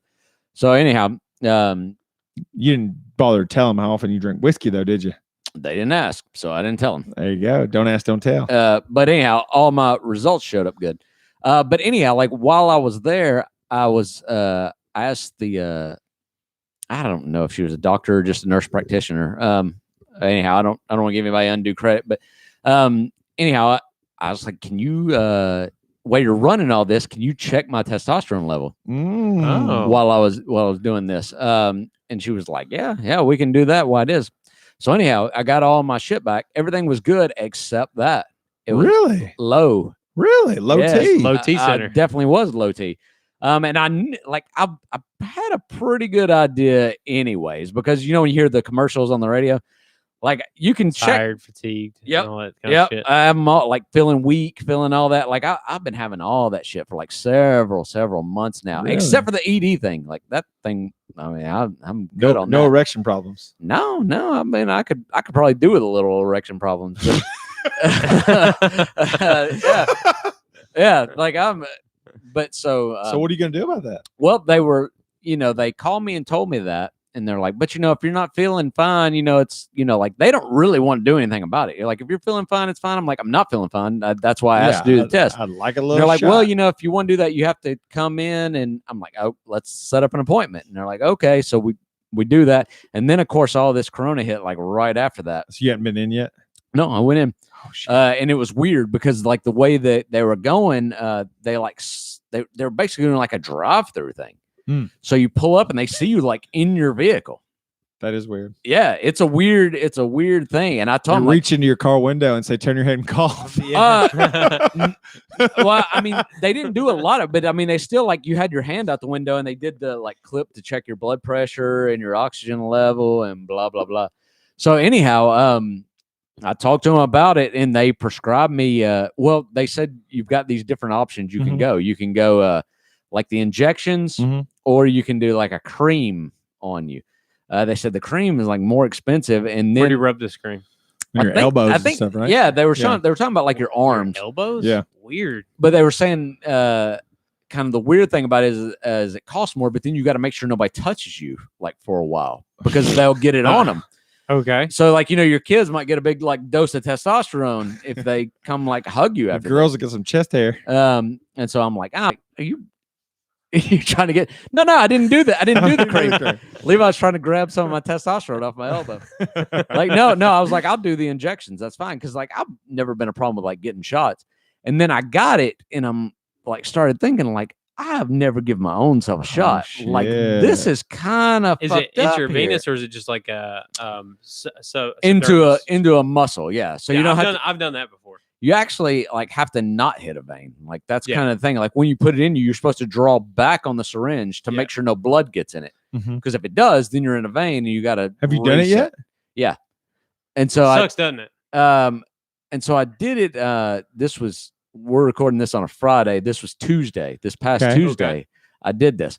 And so they give you 2 needles. They give you this big horse needle, like literally. That's what they use for horses to draw it out because the testosterone that they give, it can't be like legit testosterone, right? This has got to be some kind of synthetic stuff. It's horse semen they're putting in you. So it didn't look like semen. It was clear. It's a horse needle. But anyhow, you draw it up in that, and then you switch that needle out and put a thinner needle in, and then you put it in. And like I was like, where'd you shoot it at? Where'd you hit it? Well, they told me there to do it in like your upper like buttocks region. Oh, like yeah. you're in which anytime I've gotten any kind of like antibiotic shot or something, that's always where they done it. So that's where I did. But I saw some people on YouTube that were doing it in like their thigh. Okay.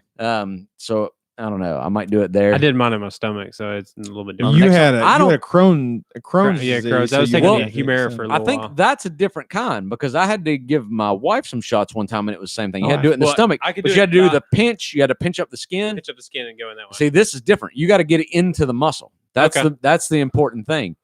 So is it kind of like, I guess, so like when you go get a flu shot, they do it in your muscle in your arm? Yeah, and I think you can do it in your upper arm too. I think. So have you felt any difference physically? Major difference. Really? Major difference. Yeah, and that's kind of the reason I wanted to talk about this online. Like, yeah, I felt an incredible amount of difference since then. In what ways? I just more, just energy, more. I don't know, like desire to like get out there and do shit. Like, yeah, it's really been great. I was worried about it. Like I was worried that I would do it and I would like come home like all confrontational, like looking for a fight and like, you know, like this weird thing, like wanting to compete and, you know, like wanting to compete and all this, but oh, fuck, you call these potatoes, bitch? Yeah, and sling them up against the wall. Yeah, that's what I was worried about. Like, no, none of that. Like I would say the first day after, like I felt very like amped up for sure. Oh shit! Sorry, I'm reading some of the comments now. Why are you throwing me in these comments while I'm in the middle of a talk? I'm sorry. We're going back to the pizza roll things, but anyhow, shit. That's why sorry. I don't need to be in charge. I don't need to be in charge. Your testosterone's too high now. You're losing your train of thought. You're like a typical man. So anyhow, like I'm doing this dose every other week, and then after 3 months, I've got to go back. And that's then we'll see where I'm at now. But yeah, like I feel like a lot of people, like I feel like I should have done this shit way earlier. That's awesome, man. Like I feel like really good. Like I've woke every morning except for this morning. I think just the lack of sleep caught up to me. But I've woken up like ready to start the day. Dude, that's like great, let's fucking go. You got me wanting to test my testosterone now. Like shit, they're trying to just like say, you know, you should be working out. Right. To build it up instead of this. But now thinking back on it, I'm wondering if if they think I'm trying to game the system to get like, you know, to get some basically steroids for this. So yeah, I'm thinking when I go back, they're like, yeah, we'll check your blood levels. We'll do this, this, and this. And I'm like, they're going to check my blood levels to see if I'm actually taking this shit. That's what they're doing here. So I guess they're really worried about the abuse of this. Well, I went in specifically for that because I was like, I was noticing that I was less ambitious at work and I had less like, I don't know, just, you know, I've always been like a go get 'em kind of guy and I had less of that. And there was a couple of times where I'd, you know, not maintained an erection the entire time that I thought I should. But it was post-divorce and they said mine was fine. You know, it was completely normal and a little bit high for the age that I was in. They didn't know where I was before. So they didn't know if I was down or up or the same, but for my age, at least it was. I'm curious what your numbers high because normal. I've talked to people that like do it out of pocket, basically. Okay. And what they say is like, they say what is normal, like the low normal. Like they say that is ridiculously low. Really? To what they're saying. They're saying you want to be up here and like, because, you know, there's a range of what's normal. I don't even remember. And they're saying you want to be at least above like half, like low is below like 260, 260, whatever. What is this measurement? It's a T measurement. Yeah. Testosterone. I have no idea. I want to be in like the 600s level. But I was like 230 or something like that. Like I was like really low. But the good thing about that is because I am low, insurance will pay for the that's great. That's great. For the stuff. So yeah, I've heard it's like really fucking expensive to get it off the insurance. If you don't need it. But this whatever it's every other week for 3 months, it was like $15 on my insurance. I do that. And that's the needle and the shoot-in needle. And then what are you drawing back? Like it comes in a bottle. In a vial. So you have to pull it out of the vial. Right. And they give you a bigger needle to pull it out of the vial. Okay. The vial. You take that one off, put a smaller one on, and then you inject that one. I get that. In you. I get that. Because that's what the pharmacist was like. Do not put this bigger one in you. It will leave a hole in you. That's he's like, that's what I use to inject horses. I'm like, oh, okay. Shit. Your pharmacist is a horse guy. Yeah, apparently he's a horse guy. What are you into on comments here? Well, before you go there, I'll just say I want to clear the air on mine. It was just really. You're like, I don't have ED anymore. Yeah, I'll fuck your brains out. I'll fuck your mom if you ask me to. I'll fuck everybody in this room right now. Everybody. No, I was divorced from a long relationship. I was just depressed and had me kind of down. So I was in my head a lot. So everything's good now. I'm golden. I did think about asking for the Viagra, and I'm not sure if I won't do that later just for the fun of it. Just for fun? Yeah, they say it's awesome. Really? Yeah, they say it's awesome. 3 days. Well, it's not just that. They just say like you're ready to fuck though. Like you're just like as soon as you're like done, like you're just ready to go again. Right after you had enough? No? All right. Me neither. Yeah. Yeah. So it's more than just like having the erection. So does it equip you better for like reloading the magazine so you can go reloading again? the magazine. Yeah, it does. Okay, so it ups the you feel like you need it. I'd be willing to give it a shot. Yeah. I'm just kind of the same way. Like I kind of want to try it just to try it. I've taken the gas station dick pill before. Really? Just to try it out. Did you ever try the horny goat weed? Was that it? I don't know. I don't remember. I think I tried the over-the-counter extends. Oh, okay. Got that burner, and you feel like you're almost like a burning inside, like a little bit, like a ketogenic kind of. I don't know if it's ketogenic, but it's like some sort of thermogenic. Yeah, for sure. Sorry. And but I didn't notice necessarily more erections or anything like that. It's probably bullshit. It's probably just some fucking hormones. What do you got, Levi? You're trying to show this shit. You're trying to show this shit. Got some comments? Got some comments on there. Yeah. Read us off, Chad. Pizza. Oh, okay. She's talking about pizza rolls, French fries, chips, anything with carbs, drinks. Yeah. Is what? Well, when you're drinking, like. Oh shit! Any of that shit's good. Yeah, we got some pizza coming 10 o'clock tonight, and I'm thrilled about that. And she's right. Like, I mean, popcorn is pretty fucking good when like you've been drinking and like you just need something. Dude, I think it's the salt. I eat the shit ton of popcorn. Popcorn's one of my favorite things ever. It is great. I fucking love popcorn. Like you're getting zero nourishment. Oh yeah. It's not the worst thing for you though.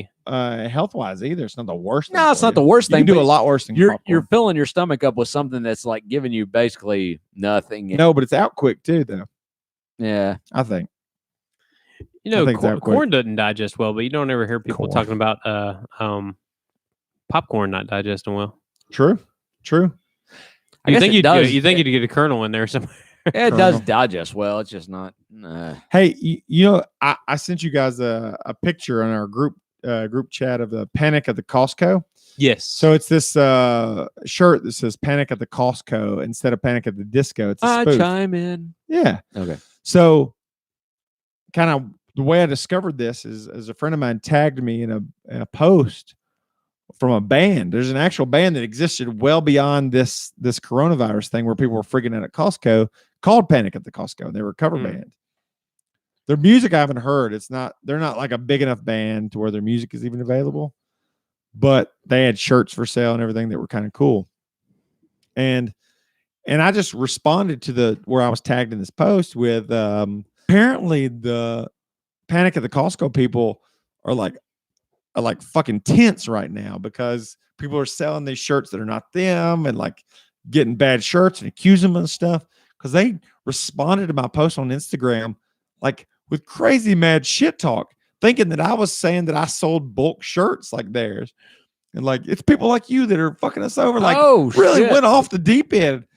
And I responded to them and said, what in the actual fuck are you talking about right now? Like, is the way I responded. And they realized that they overreacted. And they're sending me and my friend that tagged me in this a shirt for their band for free. Well, what the fuck? We're part of the thing. Why am I not getting a shirt? I don't know. I'm a large motherfucker. Yep, I'll take a large as well. Yes, so I want a shirt. So like they overreacted and shit talked me, but now I'm getting a shirt and a sticker out of the deal apparently. So, well, this is bullshit. Did you message him back and say there's fucking 3 of us on this podcast? I didn't. I'm sorry. What the fuck, TJ? Well, I didn't do it from a podcast. It was me personally that did it. I'm now more mad at you than I am at them. Shit, I didn't even think about it. I was just didn't even see. That's the problem right there. That's the problem, TJ. You didn't think about us. I'm sorry, bro. But how fucked up is that? No, me and Levi are going to start our own podcast. What's it going to be called? It's going to be called The Whiskey Duo. Oh, shit. Nothing but video games. This is going to be fucking amazing podcast. Can't wait to listen to y'all talk about goddamn Zelda for 3 hours. You're right. That may not be. Well, there won't be any. There won't be any produce and ass that we'll be talking about. True story. All right. You're back in, TJ, but you're all right. Fair enough. You're on official warning. Guess what? It's time for the Tales of the Guano Coronavirus edition. Oh shit! Coronavirus. The whole thing edition. is coronavirus edition? Every story has to do with coronavirus. Can you pour some whiskey while I pull out my notebook? Yeah. I'm gonna say too. I think you doing that Tales of the Guano triggers me having to pee. Do you have to pee right now? Yeah, and like I think it happens. I don't know if it's just the time you do it, but like every time. Do you want to go pee? Are you in, Levi? Do you want us to pour whiskey and you go pee? No, go ahead. Okay. I'm good. I don't. You played the thing. Like we have to do Tales of the Guano now. Fair enough. I've got 5 stories here. Oh shit! And Levi, I didn't queue up anything on my tablet or anything. So if you feel inspired by any of these that I mentioned, feel free to Google and read the whole story. Okay, I'm just going to kind of talk about them based on what I know about them. Gotcha. Okay. So the first one is Emergency. You know, the health powder that boosts your immune system and stuff. Right. Emergency. I did not know anything about this. You don't know about this? No. So Emergency, I've got them downstairs. I can show you later. They're a powder that you mix into like a bottle of water, and it's just immune system boosting. Yeah, it's like a vitamin drink. C boost kind of. Okay. Deal. Yeah, I got you. So it's a pretty good drink. But It's not really an emergency. It's more of a preventative. Yeah, that's basically what it is. But they're called Emergency with a C. They caution against making mixing their powder with liquor to make what people are on the internet during this quarantine are calling Quarantinis. Oh yeah, I've been doing that. You've been mixing vitamin C with your liquor? No, I just been anything I drink is called a quarantini. Oh shit. Because it's funny. Now I don't know why they caution against it, but I think they're just like on the record. They don't want to be like. I mean, I'm straight up ripping off a Scrubs joke, but what's the Scrubs joke? I mean, literally that. There was the main character JD said that a patient in there may have something, which just the fact that he suspected it meant they had to close down the whole hospital. Right. And then what's the girl? What's Danny on Scrubs, Levi? The actress that plays her. Did you watch that show? Samantha Chalk? No, No. that's Sarah Chalk. But Sarah Chalk, the girl that was in Van Wilder. I think she's hot as shit. My wife is disgusted by the fact that I think she's hot as shit. That's funny. She was in American Pie too. She's the one with like the gruff voice. The kind of the. Oh yeah, she's on Orange Is the New Black, right? No. What's her hair color? Blonde. Oh, Tara Reid. Sorry. Yeah. Oh, shit. Tara Reid's on it, and then she's just. I think she's actually playing her real life character on this show. But she was in one of the Sharknadoes, I think, too. Yeah, she was. Yeah. But anyhow, after all that happened, like she pulls a flask out that apparently she carries everywhere because that's how she is. Atta girl. And that's what she says. She says, "Quarantinis, anyone?" That's while funny. they're stuck there. So I didn't even know this. Yeah. So I like her more now. I feel like it's definitely a joke that different people could come to. But anyhow, that's the first time. That was the first time I heard it, and that's like 10 years ago. So Emergency says, don't make Quarantinis with their drink. They wouldn't advise of it. Okay. So fair enough. Make it taste like shit, probably.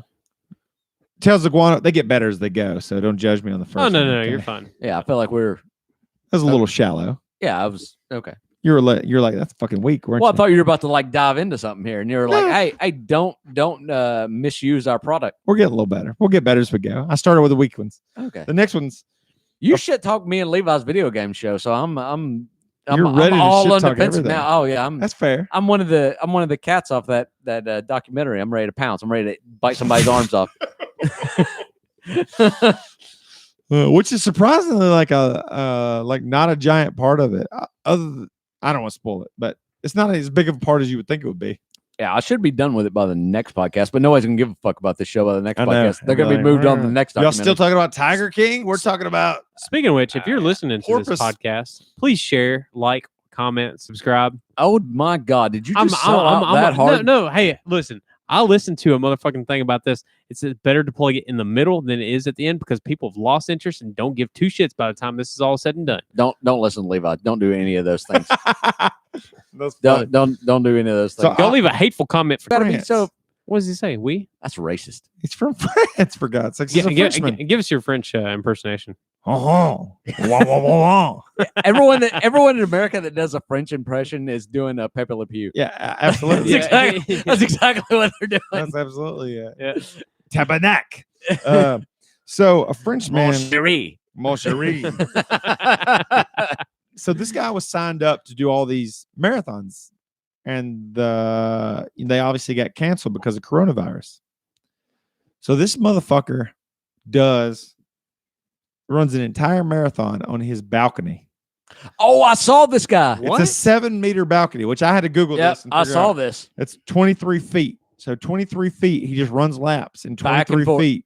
It was just like a line. It was just back and forth. I saw videos of it. Yeah, he would run and do a 180 and run back. To do 26 point whatever fucking miles a marathon is. And it took him a fucking lot of hours. 6 hours. Yeah. Yeah. I mean, it was like a marathon time. I mean, it's crazy. Yeah. But I mean, you're quarantined. I mean, what else are you doing? But you know how boring that is? Exactly. I mean, but you're quarantined. What else are you doing? I don't know. I guess. I'm with him. I'd be down for it. If I was in France and they were literally saying like you cannot go anywhere or do anything, you'd run a fucking balcony marathon. Yeah, because what happens if you don't do it? Like you go back inside and sit down, like watch Tiger King. You could watch Tiger King while you're doing it. Yeah, that's true. Like, that's true. That's true. Like, point. Yeah, somebody just, hey, why don't you leave the balcony door open so I can watch Tiger King while I'm running back and forth? He's doing this. Yeah, he could. Put on like some little head mount as he's going, just right there in front of him. But as far as I know, he didn't like quit. Like he did it consecutive. He did the entire marathon. But yeah, they had video of him doing it. That's crazy. Huh. I've run on a treadmill. I think the most I've ever done on a treadmill is like 7 or 8 miles on a treadmill, which is I feel like that seems miserable. It's a long time to like only be seeing like, and I'm usually just listening to something. Hey, you didn't have to. No, but I'm saying like, as opposed to outside. Like outside's easier to do longer distance. Yeah, but I mean, you could have not done it. Damn it, Chad. That's a good point. That's a good point. Fair enough. Why am I complaining? Actually, I'm still in that joke too. So fair enough. Who's that from? That's a Tom Segura joke. Oh shit. Yeah. I don't know that one. All right, number 3. So there was I don't have a lot of details on this one. I wrote down one sentence and I don't even remember reading the article on it, but a man being quarantined walked his dog with a drone. I seen a picture. Wow. And he had a leash attached to a drone. The drone was flying and the dog was attached to it. I mean, that dog would like just drag that drone wherever he wants. That's what I was thinking. I feel like it would. Yeah. I mean, I feel like a Chihuahua could like drag a drone. Yeah, they're light. They're Yeah. not very, You think a drone could pick up a Chihuahua? No. not Just traditional. big ass drones. I mean, a big one. As big as this goddamn table. Why would you make a drone able to pick up so much more weight than what it is? I mean, that seems like very inefficient. I mean, unless you're building drones to pick up things. Oh, no. Like that Amazon delivery drone. Right. Those probably could. Well, I was going to say they have like food delivery drones Right. and stuff like that. Okay. One of those could. Do we have those around here?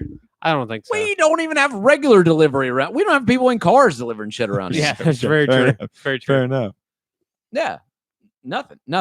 No, that would be really fucking weird to see that taking place. But yeah, I was thinking like the dog would just like take off and like fuck that drone up. I did see a video of a guy sending his dog into a gas, or maybe not a gas station, but some sort of convenience store to buy Cheetos. A dog? He sent the dog in there. What with did dog like, do? How's he gonna pay for it? He put money in his collar and he put a note in there that said Cheetos. And so the dog went in there and they got it. They filmed the whole thing. He ran in there. Now I'm assuming that this person had enough repertoire with this convenience that they knew the dog, they knew what was going on. They may even call the convenience store. Might as well put his fucking ID in there and have the dog bring him some beer while he was at it too. Yeah, but that's heavy though. Cheetos is light. I'll take some dog Cheetos all day. Yeah. Can you imagine you're stuck in quarantine, you're smoking weed all day, and your dog goes get you Cheetos? That'd be the best dog in the world. Greatest dog ever. Yeah. Yes, it would. That'd be fucking amazing. Yeah. See, I'm sure that's what they were doing or what they were thinking. Yeah. Fuck yeah. Oh, fair enough. Wow. All right, moving on. All right, so now the last two get a little better because they're about strip clubs. Oh, okay. Nice. So, is this the strip delivery service? Well, that's one of them. So the first one is Little Darling Strip Club is offering a show from your car in Vegas. What? So you can pay $100 and you get a 10-minute show that they're up at the window and you just kind of pull up like it's this goddamn drive-in. Oh, they're stripping on the hood of your car like that guy that you impersonate. Oh, Levi with because what's Scotty Andrews? Scotty. Well, I'm thinking Tony Catan was the chick on the White Snake video. But no, what was it? What's the blonde girl? Cameron Diaz? Fuck, what's his name? The guy that was in like the 007 movie. And was also in No Country for Old Men. I know exactly what you're talking about, but I don't know his name. Yeah, I'd never seen the movie. The bad guy in Old Country for Old Men. Yeah, the guy who's running around with flip a coin, that cattle thing, like killing people. Yeah, I know. I have no idea what his name is. But anyhow, there was a movie with him in the car, and Cameron Diaz is stripping on his hood and like doing splits on his windshield. Damn. Yeah. Like naked splits on his windshield? Well, she had a skirt on, but apparently she didn't have any panties on. All right. So basically that deal. But anyways, I don't even know what the fuck that movie is. I don't either. I heard about the movie, but that was it. If you were comfortable enough to get out of your car and go into Little Darlings in Vegas. That sounds like the worst name for a strip club ever. Yeah, Little Darlings. Terrible. Yeah, that's terrible. That's pedophilia as fuck, man. That sounds terrible. I didn't even think of that. That sounds awful.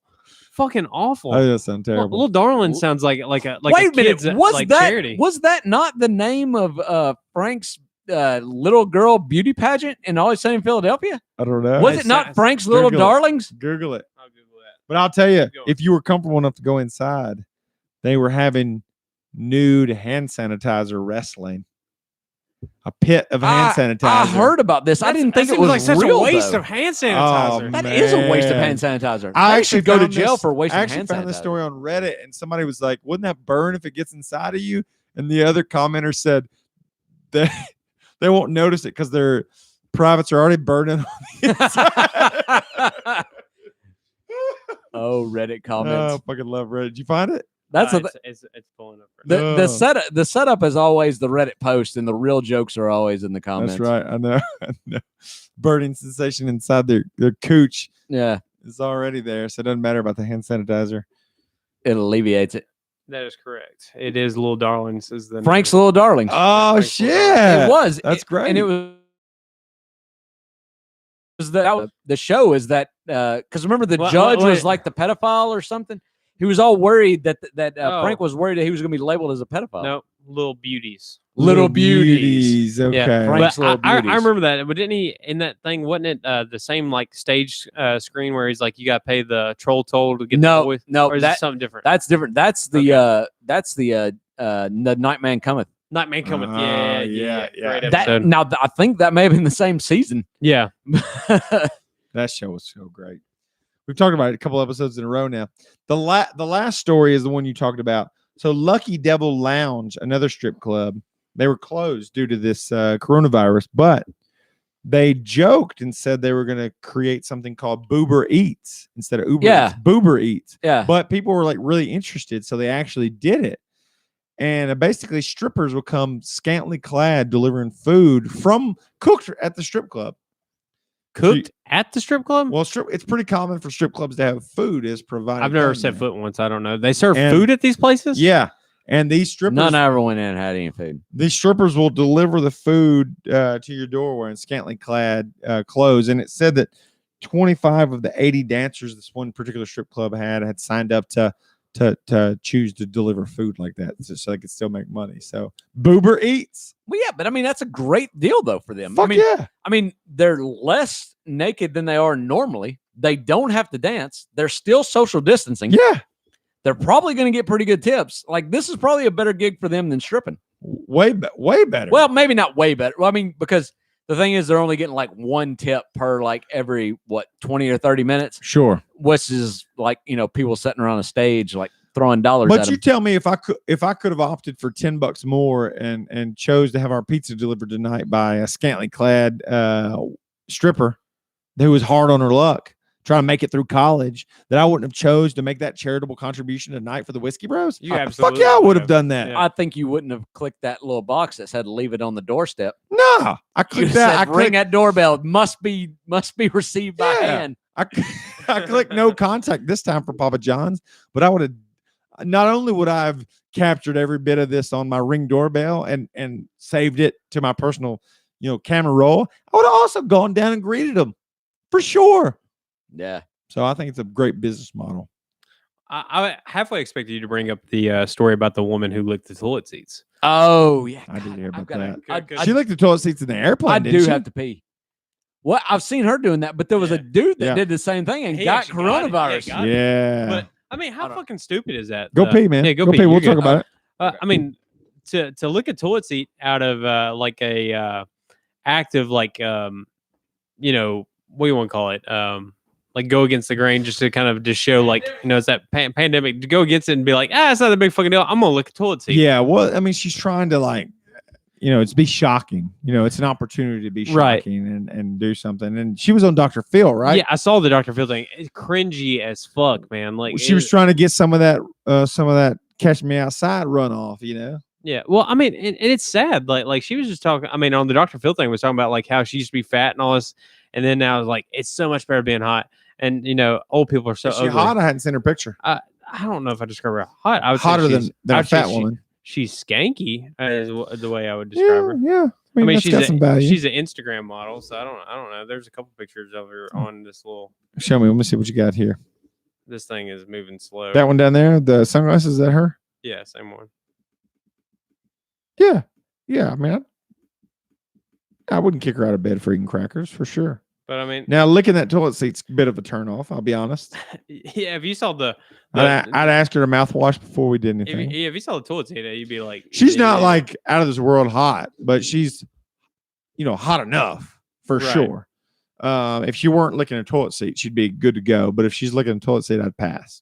Yeah, that's where I'm at with it. But yeah, I don't know that whole that just seems kind of dumb. It's kind of like I don't know. Why is it that Americans in general? I feel like it's Americans in particular come up with these challenges for various different things to gain social status, or just be like to go against the grain, and be like, oh, look at me. Yeah, it's like this. I mean, she is the quintessential attention whore. Yeah, is the way that I would describe her. Well, it feels good to get people looking at you, and so I get it, but people get kind of mixed up at all costs. I like people to look at me in either admiration or think I'm funny. Right. I get that. I mean, it's like, but I'll tell you, in elementary school, I don't even remember who this other kid was, but me and this other kid, we said we were the Gross Brothers. And this is probably like first grade. And we would do stunts like that. I remember licking the bottom of my shoe in front of a group of kids to get them to be like, oh, it was that pushing the envelope. I like pushing the envelope. So I get it. But man, I guess when I grow up, it's like fucking licking a toilet seat. It's licking a toilet seat. I'll pass. That seems fucking awful. Especially an airplane toilet seat of all toilet seats is seems like the worst fucking thing in the world. I don't know. I think that, but at the same time, it might be the best because most people ain't wanting to take a shit on an airplane. No, but they're still taking. You think about that. I've been on a ton of airplanes. I've never dumped on an airplane. Oh, I have. You've dumped on an airplane? When I was a kid. Yeah. Yeah. I mean, it was one of the first couple times I've ever been on an airplane, but I just had to dump and it sucked because people were banging on the door and needing to get in. Oh, yeah. And I had a turtle wouldn't go down. And I was like, well, good luck with that, y'all. You banging on the door wanting to get in. You in now. I was in that was 8th grade. So what are you in 8th grade? 14? That's amazing. No, yeah. Could be 13 or 14. Yeah. But yeah, I definitely did. That's the only time though. Man, that's crazy. Have you ever dumped on an airplane? No. I took a piss on an airplane once, I think. Yeah. I mean, for the most part, I'm pretty good about holding it. I mean, I've peed on plenty of airplanes, but I've thought about wanting to have join the Mile High Club and have sex in an airplane, but dude, it's just so little rude. Yeah, it is. It's tiny. Do you have to finish to be in the Mile High Club, or can you put it in one time and be good? I think you have to. Yeah, have to finish. I think so. I mean, so you halfway there? No, I'm not in it at all. But I mean, I've flown with my wife a lot, and I'm thinking every time leading up to them, Mile High Club this time. And then, like scope out the scene, like, I'm going to go here and take a leak. And I'm like, there's not enough room in here for me to take a leak. Like, I cannot imagine another person in here with me. No, if you're claustrophobic, you have zero chance of getting the Mile High Club. It would just fucking suck, man. It's also kind of like now it's smelly in there. Now, TJ, you've been in first class a couple times. Is the first class bathroom any bigger? Same? Not on any planes I've been on. Maybe those international flights, like, there's I nice think they ones. make it that small to keep you from fucking in there. Yeah. Like, it has to be on purpose. Like, you could add. Do you think they were big enough at first, and then they're like, we got to reduce this? Too many people trying to fuck on our planes. Yeah, well, maybe so. I don't know. It's just never like that. I mean, the thing is, I could do it. I could definitely do a standing fuck, but it's like it's so like unsexual of an environment that it would be hard for me to like. You would straight up be doing it just for the it would be sake work. of doing it. Yeah, it would be work. Like, you could absolutely have sex in a porta-john 10 times easier than you could in an airplane bathroom. Never do it. But oh god, so fucking disgusting. I don't even like shower sex though. I feel like it's like a lot of work for if it's like a standing shower, like a shower. Yeah, I get that. It's like it's never as good. No, the shower is good for the foreplay. Then you bust out of there, and then you have the sex. That's it. And then whatever. Then you go back to the shower together or whatever. Yeah, to clean up. Yeah, I'm in with this. But yeah, I mean, even taking a shower with somebody else is only so much fun because somebody's soaking up all the water and somebody else ain't getting shit. Somebody else is cold. It's cold. Yeah. Like, cold. Now I've done it in a fitting room a couple of times. And I feel like if you get like the handicap stall, like that's the way to go. I've never done it in a fitting room. Like a dressing room at a store, like a clothing store. I feel like I'm being an asshole to like everybody that works there. There's no fucking door. Like the doors you have there are like fucking shutters. I mean, they're not even like real doors for most. Well, they're like rooms. bathroom stalls on a lot of them. Yeah, I guess. But I mean, how do you even get the person of the opposite sex to even go back there? Because usually there's a person at the front, and Yeah, those aren't good ones to go to. You got to go to the ones that are less occupied by people, less monitored. So. Gotcha. Huh. But I feel like there's a lot more room. Like go to a handicap stall in there, like you can do it a lot more. Why this poor handicap person is just waiting? Like, I really want to try this on. Yeah, sure. I hope there's no. Sure. There's not a ton. I hope there's not a bunch of cum all over the walls. I mean, will you not go to the handicap stall? I go to the handicap stall. I feel like, just because you're in a wheelchair don't mean you can't wait a little bit. Well, but if there's 3 normal stalls and only 1 handicap stall, and that's the only one occupied, that's pretty shitty. Fuck off. You can wait. God damn. Well, I mean, I've had to wait on plenty of stalls in my life. You can wait a little bit. I don't know. I feel like they've gotten so lax on the handicap, classification for people to get even the parking spot shit too. Like, it annoys the shit out of me. Well, you see somebody hop out and they look like perfectly fucking normal. I'm just like, somebody's abusing the shit out of this. Like, fuck these people. I feel like I wouldn't want to park in a handicap stall even if I qualified, unless I was very fucking bad. Right. That's me. Like, even if I technically qualified for it, like, I mean, I'd have to have a noticeable limp. If I just got like, like, it takes like extreme circumstances for me to go into an epileptic fit. I'm not going to park in the fucking handicap spot. Well, it's because it seems like when people are parked in the handicap spot, it's 3 people. There's actual handicap people. Mm-hmm. There's very overweight people, mm-hmm. and there's people that obviously are driving someone who is handicap's vehicle, and they're using the fucking tag. And the overweight thing, man, like some of these people who get on these fucking like trolley things that they're driving around through fucking Walmart and stuff like that. I mean, you can walk. Hey, if you want to help yourself, you should walk. I mean, in all honesty, I mean, you don't look that bad off. I mean, just get up and walk. You can help resolve the problem. You think it's going to be like a Wall-E world event, like Wall-E, like the movie? If your cankles are dragging the ground while you're driving this thing or whatever, you shouldn't even came. You should just send somebody else. Now, like some people do have those thyroid issues where they can like live the normal life as you and I, but they just like are fat as hell. I sound like an asshole talking about this, but I mean, but at the same time, like, oh, you're not wrong. I've been by these people who are on the carts and they're like trying to open up like a refrigerator fucking door to get some yogurt in Kroger or something like that, and they're just like, trying to reach up on top shelf. And I'm just like, yeah, Levi's talking about those people that are like in that cart and then they're buying like just fucking like they have like 6 bags of Funyuns in there. Right. And yeah. Shit. It's like, you're obviously not trying to help you may have a thyroid issue, but you're damn sure not trying to like do any better for yourself. Yeah. It's, I don't know. No sympathy coming from me. No sympathy. I mean, sure. If they ask me, hey, can you get something off that top shelf? Maybe. If they're asking, can you get that big old thing of chocolate syrup down for me? I'd be like, yeah. You wouldn't say that. Just walk by. You wouldn't say that. I mean, the inner part of me is just like, how about I get that 0 sugar for you? Yeah, get you the sugar. Hand them the sugar-free one. This is not what I want. Too bad. That's all I can reach. I would absolutely help them. I'm that softy. Like I help anybody that needs like some help. Like you know, I helped a short guy in Walmart the other day reach some bread off the top shelf. Oh, that's nice of you. Have you ever had a tall person like, hey, short man, can you give me that thing on the bottom shelf? It's killing me. Because I just don't want to bend over. No, that's funny. But I was like, I'm not that tall, but it made me feel really good to be able to help like another grown man reach something.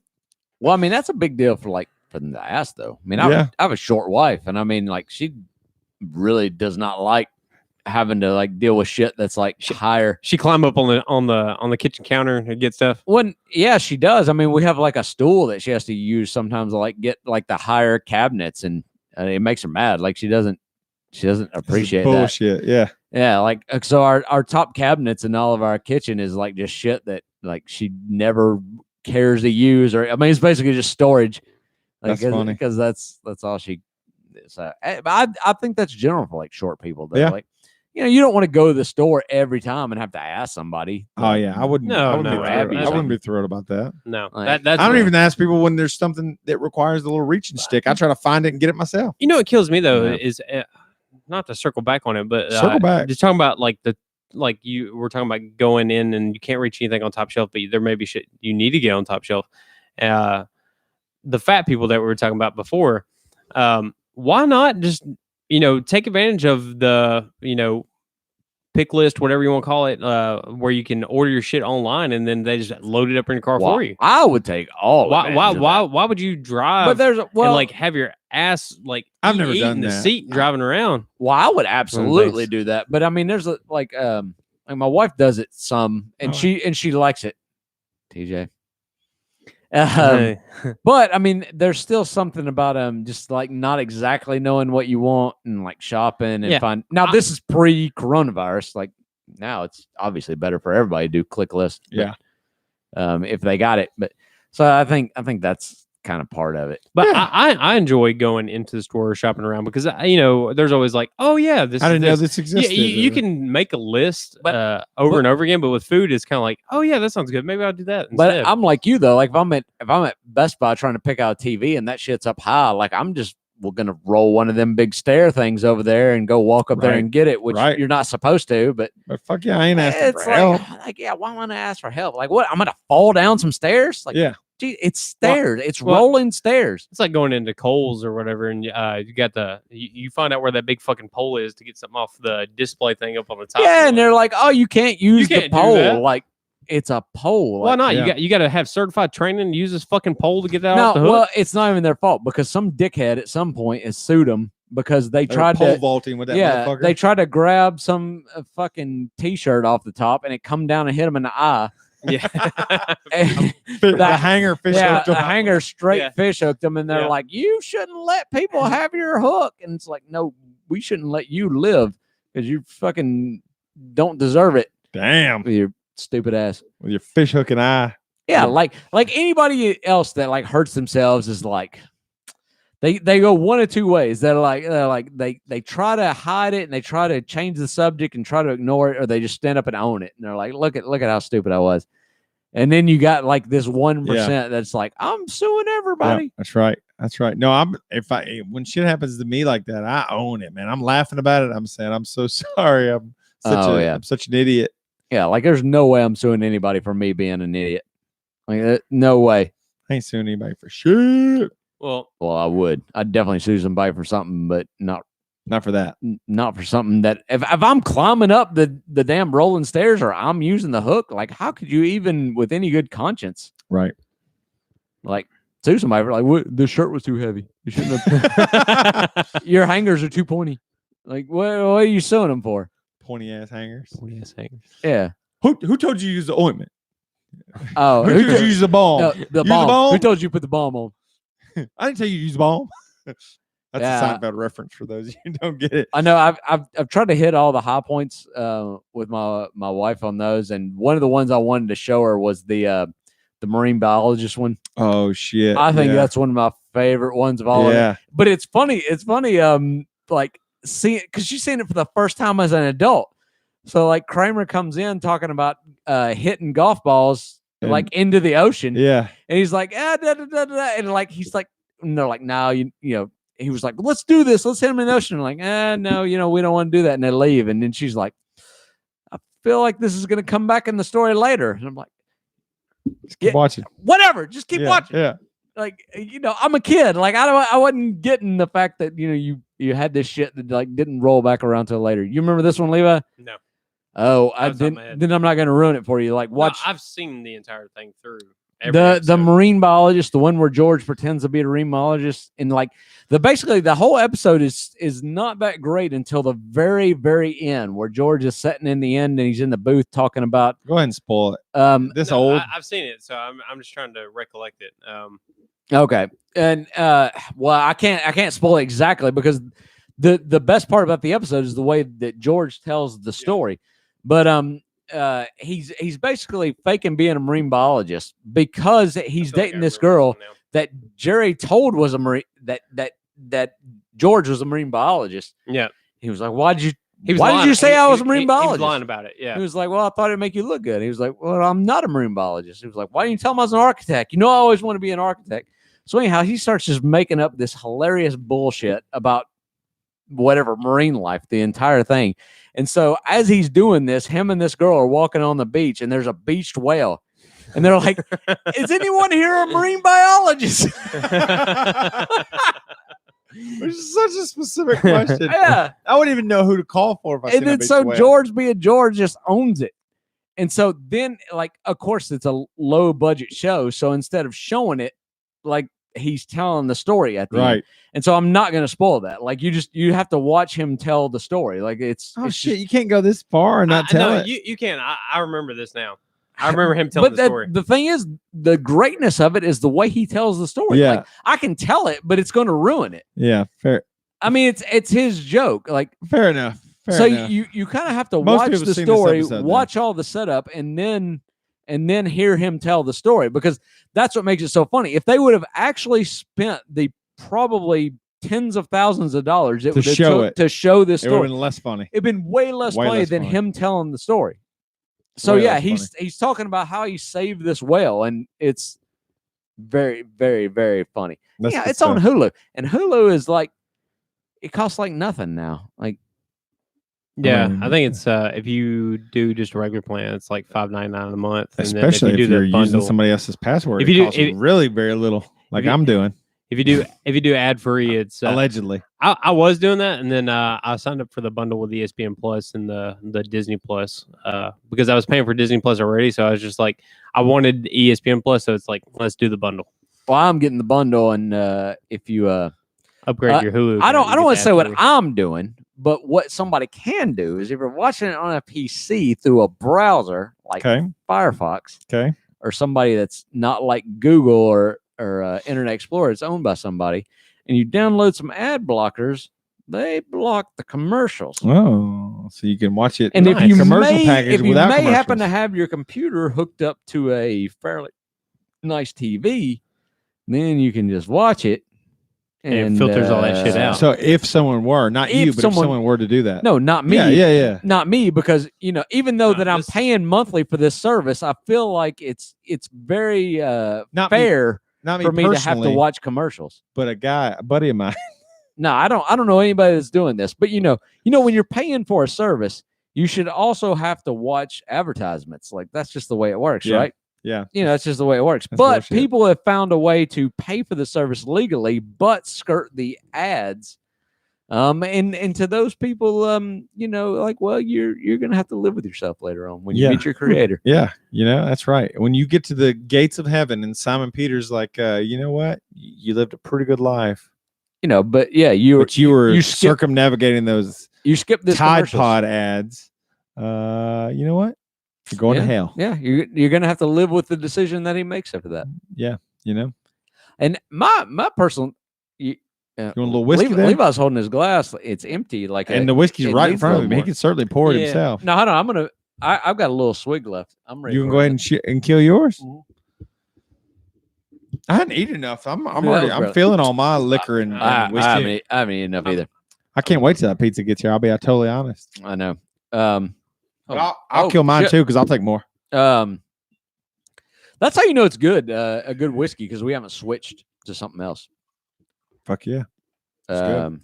Still liking our glasses with our names and our logo on them, dude. Like this is my glass. Yes. So who got us these glasses? You give the Allison. Allison, your friend Allison. Yep. These things are amazing. I took that picture for our Instagram, but I kind of fucked up because I'd only put our names on it. I should have shown on it. I should have turned one around to show our logo on it. That's a good point. It's got our logo. Yeah. She's also the one that tagged me in that post about the panic at the Costco, which got me a free shirt that's coming in. So she's two for one on this deal. Why you want to like pour salt on wounds, man? Hey, I'm sorry, guys. I still want my fucking shirt. I'm here like doing shit just like everybody else is. Listen, man, I'm working hard. I'll give you the shirt. It's a large, and I'll take the sticker. It's fine. You want that? You want the shirt? No, I'm getting shafted in this. You can have the sticker. I'll just fucking have the story. Nah, okay? I'm just fucking with you. You can put it on your laptop there. I don't give a fuck, my man. own shirt. I'm just fucking with you. You're just pissed at me for not including y'all. Yeah. No, Panic at the Costco. I'm just buying in on it right now. Well, I feel like piggybacking on this is a group effort here. If you're gonna send shirts, you gotta send everybody a shirt and stickers. That's funny. Hey, is there? Speaking of which, you were talking about that Weird Sister show that you went to. Yeah, that was great. Which was that was the last like public outing that I went to. Was the Weird Sisters concert. I listened to their whole album since then. Yeah, or you like it? I really liked it. I think the song that I liked the most was the Masterminder Rewinder song. Hold on, update me. I don't know what you were talking about. So Weird Sisters is a band that I recommended on one of our last podcasts. I recommended three things. I recommended a rapper, a country artist, and a rock band. The rock band was the Weird Sisters. And then I went and seen them in Bowling Green. They played a show two weekends ago, and it was the last like public outing before I started self-quarantining that I did. Okay. And they were a fucking great live show.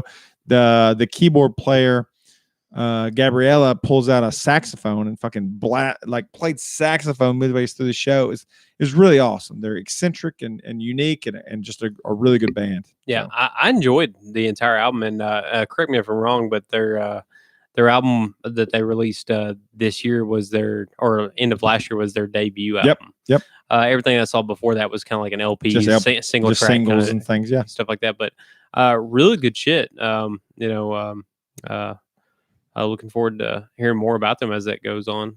And they start to, because I think what you said, like you said, identifying a band that is on the cusp of like going big, and I after listening to that album, I think they're they should. Whether they do or not, I don't know. But I think so. I'd be surprised they didn't. They have a very unique kind of White Stripes, Jack White kind of influence, kind of a sound. The guitar playing, for sure, and even the vocals when the guy sings. But those ladies there can belt it, man. They're real good. It was a good show. We need to do a Whiskey Bros rule where, if we're going to be recommending stuff, we need to listen to it like right before, right after the podcast. Oh, that's fair. So everybody knows about it. So yeah.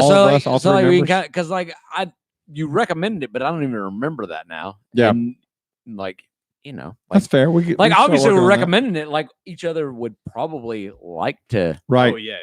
Right. Hear it or listen to it. I'll tell you that the cool thing also, I saw it at this venue in Bowling Green that I'd never seen. Now you went to college in Bowling Green, so you may have heard of this place, but it's called Tidballs. Have you ever heard of that? No. So it was a very small. That was a long time ago. It was a very small concert venue, but TIDBALLS. This is the claim to fame for this spot is this is where Cage the Elephant was discovered and by someone that signed them to a contract that made them a big band. Really? It was at this venue. Cage the Elephant come from around here? From Bowling Green, apparently, it was where they were doing a lot of local shows. Really? I did not. That's fucking cool as shit, man. I like Cage the Elephant. There was a lot of Cage the Elephant memorabilia on the wall in the bar area. Are they good now? I mean, I don't really like the first album, but I mean, what have they done? I personally haven't followed their career, but they were good at that time. I know. I'm looking at this place right now and just seeing like one photo, literally first come up or whatever. We have to go to this place together. We need to go check this out. You're into it. This is I'm in into Bowling it. Green. It's I'm seeing a live music performance and all this other kind of shit. We need to go there. Well, it's going to be like at least fall because they're closed now. But, right. But I went. It's really close to what's that pizza joint? What's that popular? Blaze? No. The Bowling Green pizza place. The Bowl. Oh wait. Is it on the main drag there or? I was thinking, it's a chain. It's a popular chain.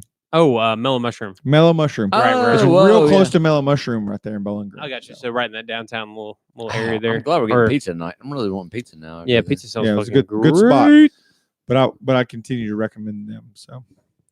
Well, with the quarantine stuff, I was gonna say, is there anything you guys? I mean, we talked about the Tiger King and all that kind of stuff, but is there anything else that you guys have kind of turned your interest to, or is there something that you've kind of got hooked on that is kind of piqued your interest that you think that the rest of us should check out? Man, I'm actually like working, so I don't, I never had any more time recently.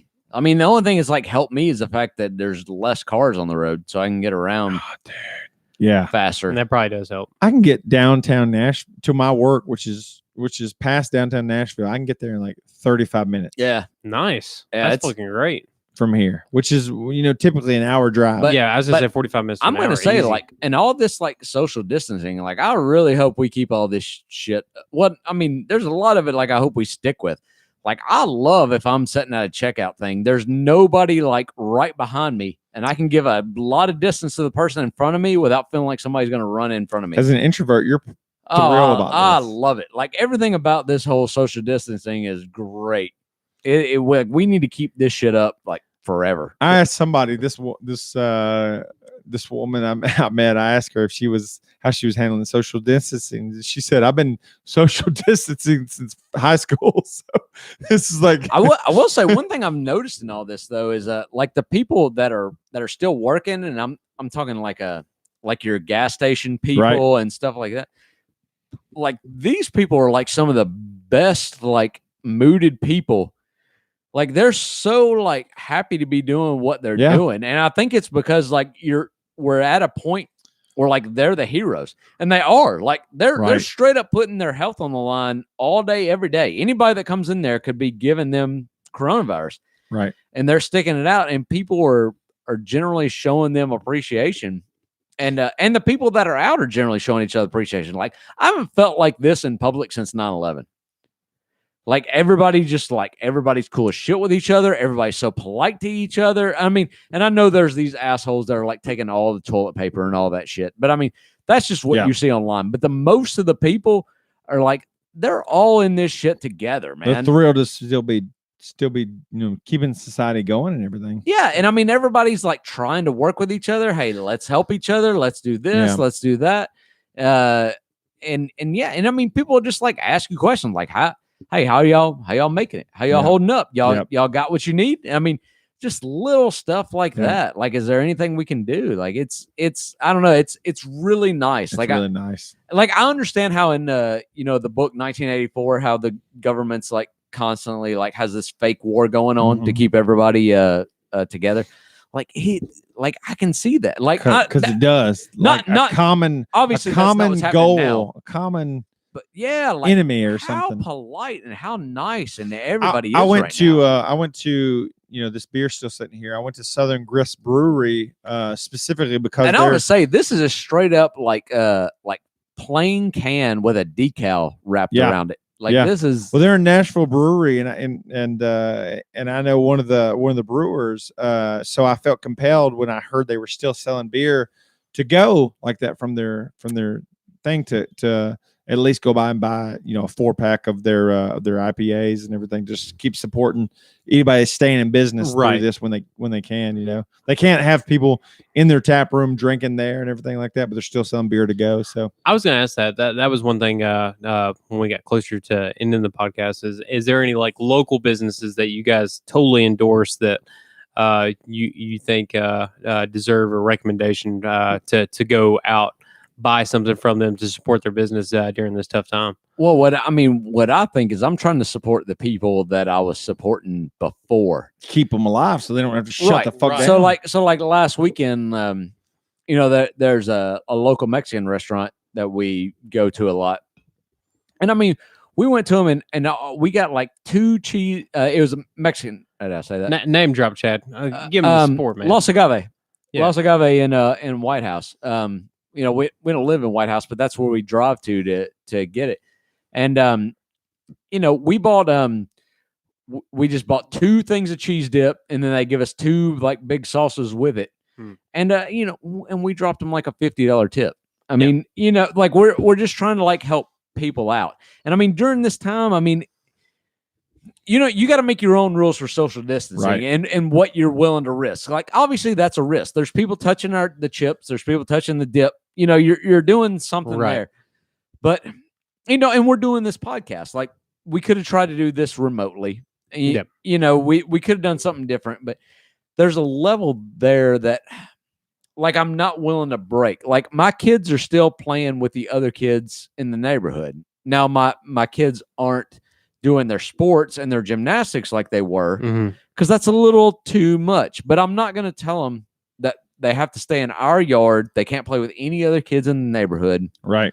It's a little bit too much. I saw my sisters last weekend because it was their birthday. Like, we're family. I'm not going to not see them for 8-9 months, however long it's going to take this to go out. But at the same time, I'm also not going to a restaurant. I'm not going to go to a concert. I'm not going to go to a lot of these other places. So I think, I don't know, where y'all at on that? I mean, that's kind of like, I still have my lines for social distancing. Like, I'm not going to 100% quarantine myself. Right. So like me, like, my work has put certain things in place to kind of help support people who are opting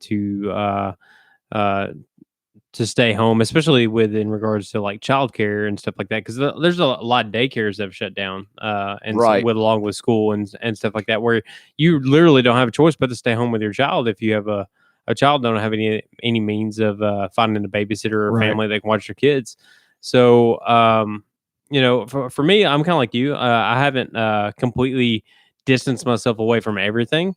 I went and picked up Mexican food today to support the local food chain. I went to Los Agaves earlier in the week, and today's Friday. I went to Los Jalapenos, same ownership group. Give them a little bit of support and a little bit of love on their end. Yeah. But and also, speaking of which, if you love these places, they do margaritas and beer on the go now. Oh, I'm probably gonna do that tomorrow. Yeah, I mean, had I known about that beforehand, I would have absolutely done the margarita beforehand. I saw somebody post that online. They said, because the governor said that you can, they're kind of skirting the right it's not ATF or what's the alcohol board or whatever. Yeah, whatever it is.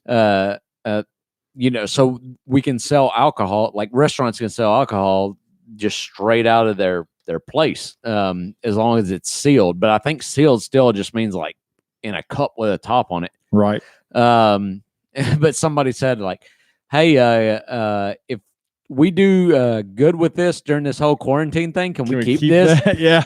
Yeah, it was hilarious because it sounded like a kid talking to a parent. Like, hey, if we do good and responsible, can we keep this rule? And that's funny. No, I don't blame that at all. I mean, that's an awesome policy. I mean, if I could go to if I could go to a Taco Bell and get a beer and a taco, I'd be a happy man. Well, I mean, Taco Bell generally don't serve alcohol. There are a few that do. I heard about the West Coast, I think, but the restaurants that do serve alcohol, they should be able to. Why can't you just get it to go? Like, fucking a human being with an inalienable rights. Well, the thing is, like, somebody can sit there and drink all they want in the restaurant and then drive home, or you can give them the entire thing to go home and do it there. That seems more responsible. Seems more responsible to me. Yeah. Well, I do want to give a shout out to one restaurant that I supported. I literally drove 20 minutes or 25 minutes to go get some Thai food from Blossom Thai and Craft Tavern in Hendersonville. That's a good place. To support them. I was the only car in the parking lot, but I love that place, and I hope that they're not inadvertently. Thailand is a badass state. They give us kickboxing and fucking Thai food. Yeah, and Thai country. Food's fucking good, man. Like I ate that shit. And I was burning at the lips, and I couldn't get enough of it, man. I was just like, need more Thai food in my life. And God, dude, I would make my third wife a Thai lady just so she could cook me that food. Yeah, I get that. You used to say that about a Mexican lady. I would do that about Mexican lady too because I love Mexican food. I would do that either. Which was better? If there's any, if there's any smoking hot, because I also have to have sex with them, so I want them to be hot. But so which one's better? You got to pick one. Mexican probably. Okay, Mexican probably. I love Thai food, but I eat Mexican more often. But I'll say Thai food though, that's more of a art. Like Mexican, like I mean, can anybody kind of make Mexican food? Well, like, you're right about that. You're right about that.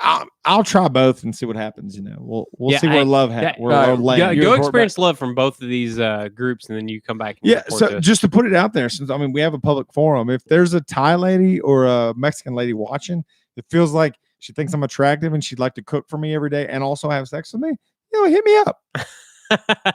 I love it. That was great. Hit me up. Yeah. My last name is pretty easy to spell. Like, I can give it to you. Yeah. See, there we go. You think a Mexican lady is gonna come to you after they find out your last name's Walls? I mean, you never know. What are we doing here? What are you doing here? Sharing the whole last name there. Jesus Christ! Now we're gonna have to actually edit this thing. No, we're not gonna have to edit this. I won't edit it, but just shut your fuck up. Yeah, Jesus. Well, I mean, as long as you're not a Trump supporter, the Walls thing, it doesn't mean anything. Gee, what? You can't be. Try to clean up the commentary. You can't be. Oh, you're getting. Oh shit! Lysol in my beer. It's actually your. Were you drinking my whiskey? No, I held it. I didn't drink it. You watched Tom Segura's podcast, comedy stand up. I didn't say anything more offensive than that man right there. Right? Well, you said my last name. You called out him as an actual person. He didn't say my last name on there, but it's all good. That's true. That's my bad. I'm not embarrassed. It's all good. Yeah, you can just. I can taste that spray. It's like it's definitely going in my drink, which is way better than like someone coughing coronavirus in it, I guess. But right. Well, fair enough. But hey, I will say we're talking about going out and eating and all this. Like I feel like the what's acceptable amount of tipping has changed during all this. Like you'll tip more? I mean, I think during this, if you've got the money to order out and do all this, 20% is a fucking garbage tip. Like a garbage tip. I mean, and I'm calling out anybody that's in this room and listening. If you're ordering out, if you're not giving, you should be given at least like, depending on what you're ordering, but I mean, you should be easily giving out 100% tip. I mean, these people are like trying, like they don't have anything. Right. I mean, like they're hanging on to this job, and I mean, you may not be doing that much for them. Well, there's some people that don't even have that, though. I know a guy who, right, you could help people out another way. And I mean, and of course, if you're struggling for a job, but I mean, if you're labeled essential, and you're still working, like, man, come on, like, you need to be sharing that wealth. Like, that's part of your job and your community. That's a good point. You should be helping out other people that can't. I mean, I would give a tremendous tip to those strippers that Boober Eats that want to deliver in scantily clad clothes, food to my doorstep. I mean, exactly. Listen, I'll give them great tips. Them, yeah. Maybe more than just the tip. I don't know. Whatever. Just the tip. You'd be like, I'll give you an extra 100 for a private show, and they'll be like, can I wear my mask while I do it? Fuck yeah, you can. Be like, all right, it's kind of a fetish of mine. All right, then that's what I'm into then. Boys, what? I'm lit, man. You drunk, man? Yeah, I'm there, man. I'm good. I mean, look at that bottle. We did some damage on that bottle. God, we did some damage on that bottle. Damn, we've done some significant progress. I should have ate the pizza before we got to Heaven's Door. I'm already at Heaven's Door, about to be judged right now. Oh, we're good. Oh, we're golden, baby. You done killed yours. I gotta catch up, bro. We're gonna be out on a lot of shit though for a while, because I mean, people are talking about this Tiger King, but I mean, a lot of shows are getting shut down. A lot of movies are getting shut down.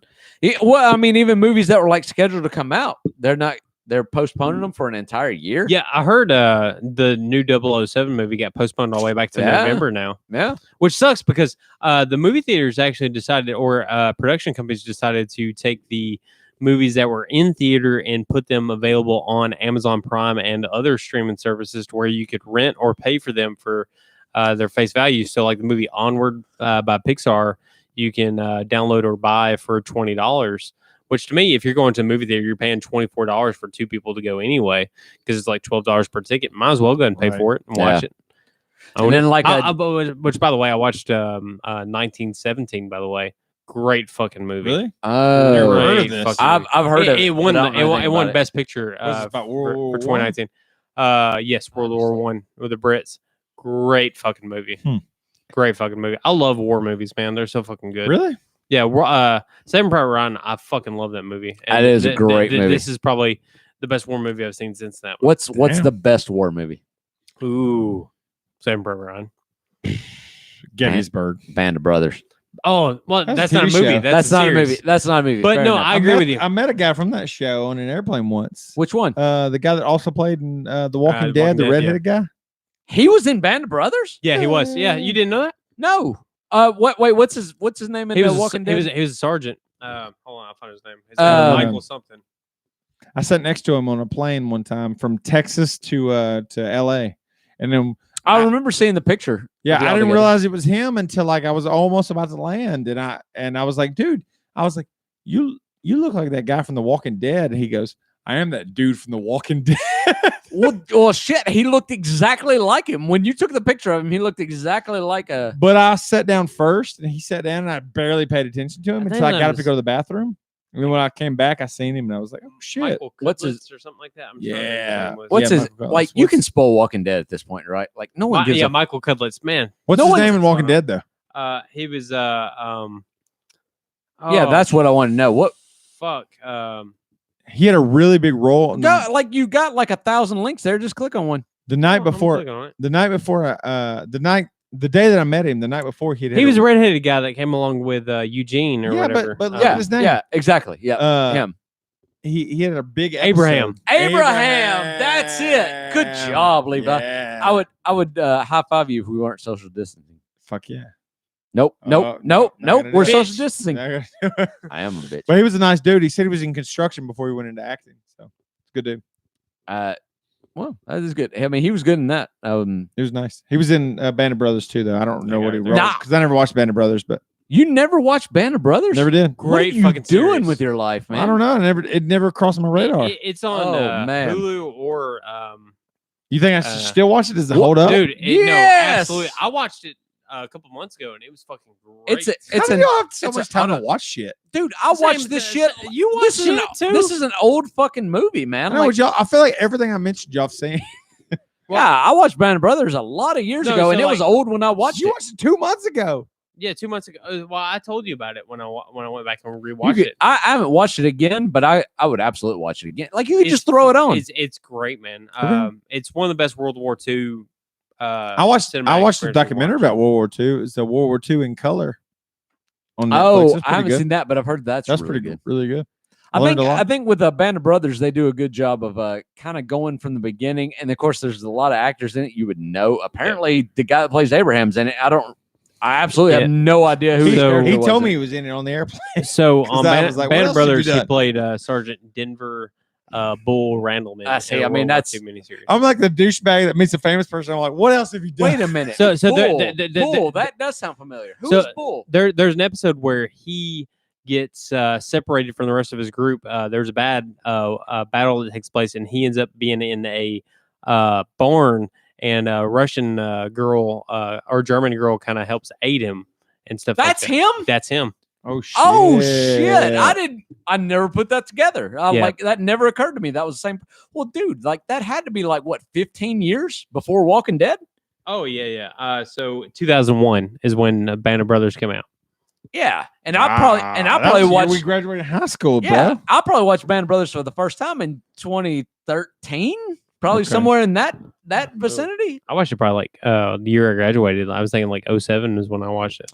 Yeah, I was definitely behind in watching that. I flew next to this guy, and he was totally cool dude and everything. And then we got off the plane, and we walked and everything. And I seen him at baggage claim get his bags, and there was like a couple of like paparazzi type people like following him around because it was the number one show in the country at that time. Yeah, and he had a big episode the night before. I didn't know because I DVR'd it and hadn't watched it yet. Died. Oh, with him and Glenn. No, it was the one where he said like something like pencil dick, or like, he said some weird like phrase that night before. Like there was like a hashtag on Twitter that was trending. I hate that show so much that I still It is. love it. It's so cringy now. Yeah, but anyways, at the time I was all in on the show, and I just hadn't watched that episode yet. And I was like, "You look like that dude from The Walking Dead." He was like, "I am that dude from The Walking Dead," and he showed me. He pulls out of the little back seat thing in the plane. Yeah, he pulls out a picture. Did he say it like laughing, or say it like he was like it was funny? Like he thought it was funny that I said that. He showed me a picture that some fan had given him in the airport right before he got on the plane of him. Like somebody drew a picture of him and given it to him. So he was a nice dude. So yeah. I haven't met that many famous people in my life, but he was a nice dude. Now I want to see that episode of Band of Brothers again. The very first thing I ever saw him in was The River Runs Through It with Brad Pitt. I know that movie. I watched that. Runs Through I don't remember him being in it, but that was a great movie. Yeah, he's got a very small role in it, but he was like best friends with the brothers in that movie. Damn. Who's the most famous person you've ever met, Levi? In person? Yeah. I don't know how else you met Reba McEntire. Fuck, you met Reba? Yeah, she was Reba's goddamn famous. She was at a sitcom and music. That's pretty good. She was at some sort of event. What year was this? How hot was she? This was a long. You kind of have like a thing for Reba. She's like the hottest redhead, right? Reba is like. Well, she's pretty. I remember watching the movie. I remember watching the movie Tremors. Tremors 2. She wasn't in first Tremors. She was in first. Tremors. She was in first only. She was in the first Tremors. I think. Yeah, I don't. The very first one. She was not in Tremors 2 because she was married to Bert in Tremors, and Bert was in the second one, but he was called in and. He had divorced Reba. Dude, we used to play wasn't Bert in he was not in the second one. He was in the third one. No, he was in the second and third one. Dude, you know more about Tremors than I do. They're all on Netflix now. I watched a lot of them as a kid, and the third one was really got stupid. You're like they started calling now. You're like all over the place in your volume. They started calling them ass blasters in the third one because they could shoot up with farting. Yeah, that's good for him. It's fucking stupid. Oh yeah, it got dumb, but she was definitely in the first one with him, with Kevin Bacon and the rest of them. But no, she was probably the most famous person. Where'd you meet her? It was like a Kroger or whatever. She was doing some sort of charitable thing that she was doing. Also met this is one I don't remember because I was a child. But we sound lame as shit, naming out our. It's interesting. We ran into somebody. What's his name? I can't think of it right now. Dude from Honey, I Shrunk the Kids. The nerdy guy? Yeah. Oh, Rick Moranis? No, Rick Moranis. Yes. That's not the right name. That's Rick Moranis. Is that the right name? Yeah, I've met Rick him. Moranis? He was in Little Shop of Horrors. Me and Steven auditioned for Honey, I Blew Up the Kid, and we were actually You auditioned for we were the alternative to the redheaded kid who got. You made it that far? Holy shit! You were the alternates. Oh, oh my god! No, you were goddamn 14. I've never known this about you. I mean, it didn't make any. Still, that's fucking awesome. So, Honey, I Blew Up the Kid was my first ever drive-in movie. Really? So you're not driving through Kentucky. Yeah. Goddamn. So me and Steven were babies at this dude point. I wish those other kids would have fucking got sick and died or something so you could have been in it. So yeah, fuck that redheaded bitch. Little pussy ass motherfucker. You and Steven. So we were auditioning in Nashville apparently for this, and my mom was telling me about it when she got to meet, and we had pictures and there's family pictures and stuff. I like Rick Moranis. All I think about he was in good in Little Giants. He was good in Little Shop of Horrors. He was Ghostbusters.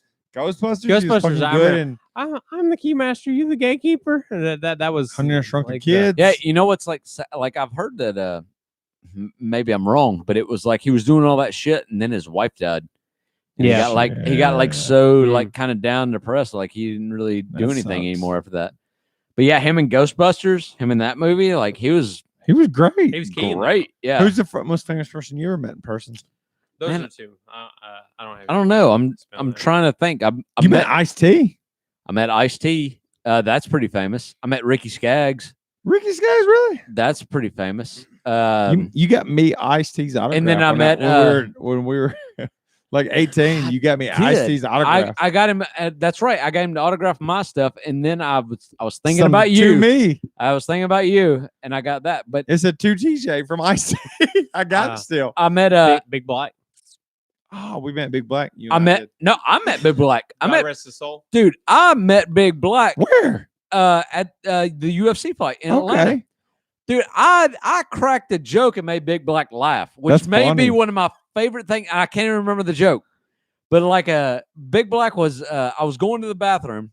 Big Black was there, and I was like, "Holy shit!" And I was like, "Big Black," and like he was like, "Yeah," like he threw his hand out there, like I'm like he's the only person you can call like Big Black and it not be racist, right? And so I'm like, "Fuck yeah, Big Black." Christopher Big Black Boykin. Yeah. God rest his soul. Yeah. And so like he'd give me like, you know, it was like kind of that, like you're giving 5 but shaking hands. Kind of like that. Yeah, kind of give number. a dap. And I'm like, dude, this is fucking awesome as shit.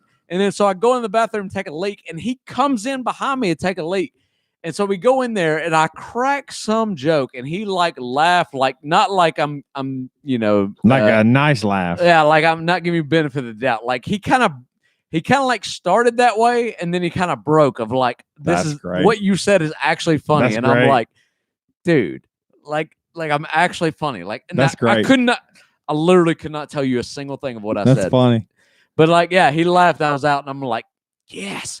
Me and Levi met him at a Strike Force show. Yeah, Strike Force. But I've also met and spent a lot of time in the man's house. Is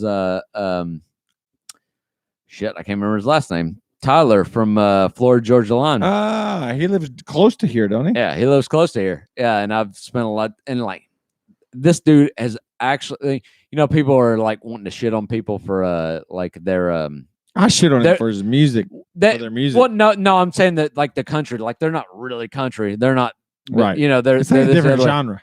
Like that dude is like more country than most country people. Really? The thing is, his persona is not being country, but he's doing country music. In real life, he's country. Dude, the first time I met him, I pull up to his house and he's splitting wood. Really? At like fucking like 7:45 in the morning. He's up and splitting wood.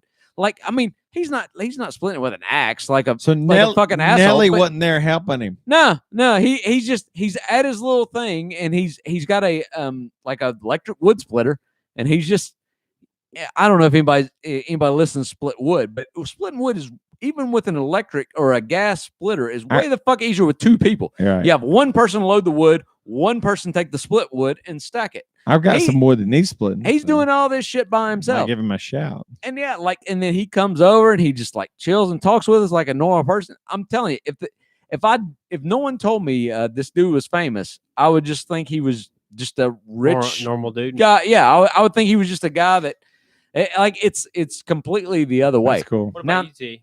Who you met? Oh damn! Cut that story out short, didn't he? Levi just cut me out. He was tired of hearing my shit. He said, "Florida Georgia Line, fuck that." That's okay. That's okay. He was like, I'm tired of you rambling. Fuck that Florida Georgia Tired of you Line. rambling on about your goddamn Nelly. Fucking friends. Nelly Furtado. I met Lori Morgan and the guy from Walking Dead. I met that. Lori Morgan's. Yeah, you and I went to the Titans practice and met some Michael Griffin. We met some Titan players that time. Jordan Babineau, Matt Hasselbeck. Yeah, I don't know anybody that you just said. We saw the Matt Hasselbeck versus what was that quarterback that was coming in, the young guy? Jake Locker. We saw the quarterback battle taking place, and we met those guys. Steve Hutchinson was a guy who signed. He didn't sign autographs that day, but he kind of came around and talked or whatever. But he's a Hall of Fame. And I met Clay Travis that day. Yeah, when you went to the bathroom, I met Clay Travis. Yeah, Clay Travis is a cool dude. That was the only guy that I got my picture with. Oh wait, it's Clay Travis. Clay Travis is that guy that does a podcast now. That was on the radio. Yeah, he was on the radio. He was cool. Yeah, no, fuck him. He's an asshole. You don't like him? Well, it's not that I don't like him, but it was like, sorry, thank you. It was like recently when all this coronavirus was getting started earlier, which I say recently, which was like earlier this month when there was like whatever, like 12 cases in the U.S. Like, I mean, he was just like straight up trying to downplay this shit. Well, He was just like, but nobody's getting sick. But there was a lot of people that were like that. But my social media feeds were full of people that were like, "This is a media he's hoax, not totally wrong either. fake news, and all that." But shit. you're an asshole, though. You're an asshole for doing that shit. He was like, "This is being blown up by the media. You're not gonna get sick. You're fine." It's like you're not like he's saying the words. You're not gonna get sick. Yeah, we're getting like 250 cases. A lot of people are getting fucking sick in Tennessee. Like that's such an irresponsible statement. Like it pisses me completely off. Like how many people were listening to him that are for him? That are like his fans are like, well, fuck it, I'm just la-ti-da. Like I'm just gonna go on about my day. To be fair, he's completely flipped the script on that now. What? To be fair, that's not fair at all. He's a fucking asshole. But also, it's freedom of speech. He's also the guy who is. Well, I'm not saying it's not freedom of speech. I'm not saying he shouldn't have said it. I'm just saying he's a fucking asshole and like he's not being responsible in his duty as being a what? Because he's not really a sports announcer, right? He's just a. Oh, he is. I mean, he announced he's on Fox Sports. He talks, but I mean, he talks about a lot of sports, but he talks about a lot of other shit too. I mean, he's not. You can't say he's totally sports. No, but he's a color commentator guy. When I met him, he was strictly national. I'm just sports, saying that's irresponsible as fuck. Like it's so irresponsible to say like, hey, this river, fucking swim it. You're gonna be fine. Nobody's gonna fucking drown. And then 3 people drown and be like, hey, you know what?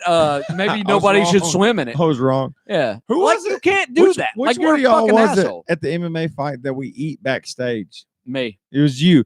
So we were at that table next to like Frank Shamrock.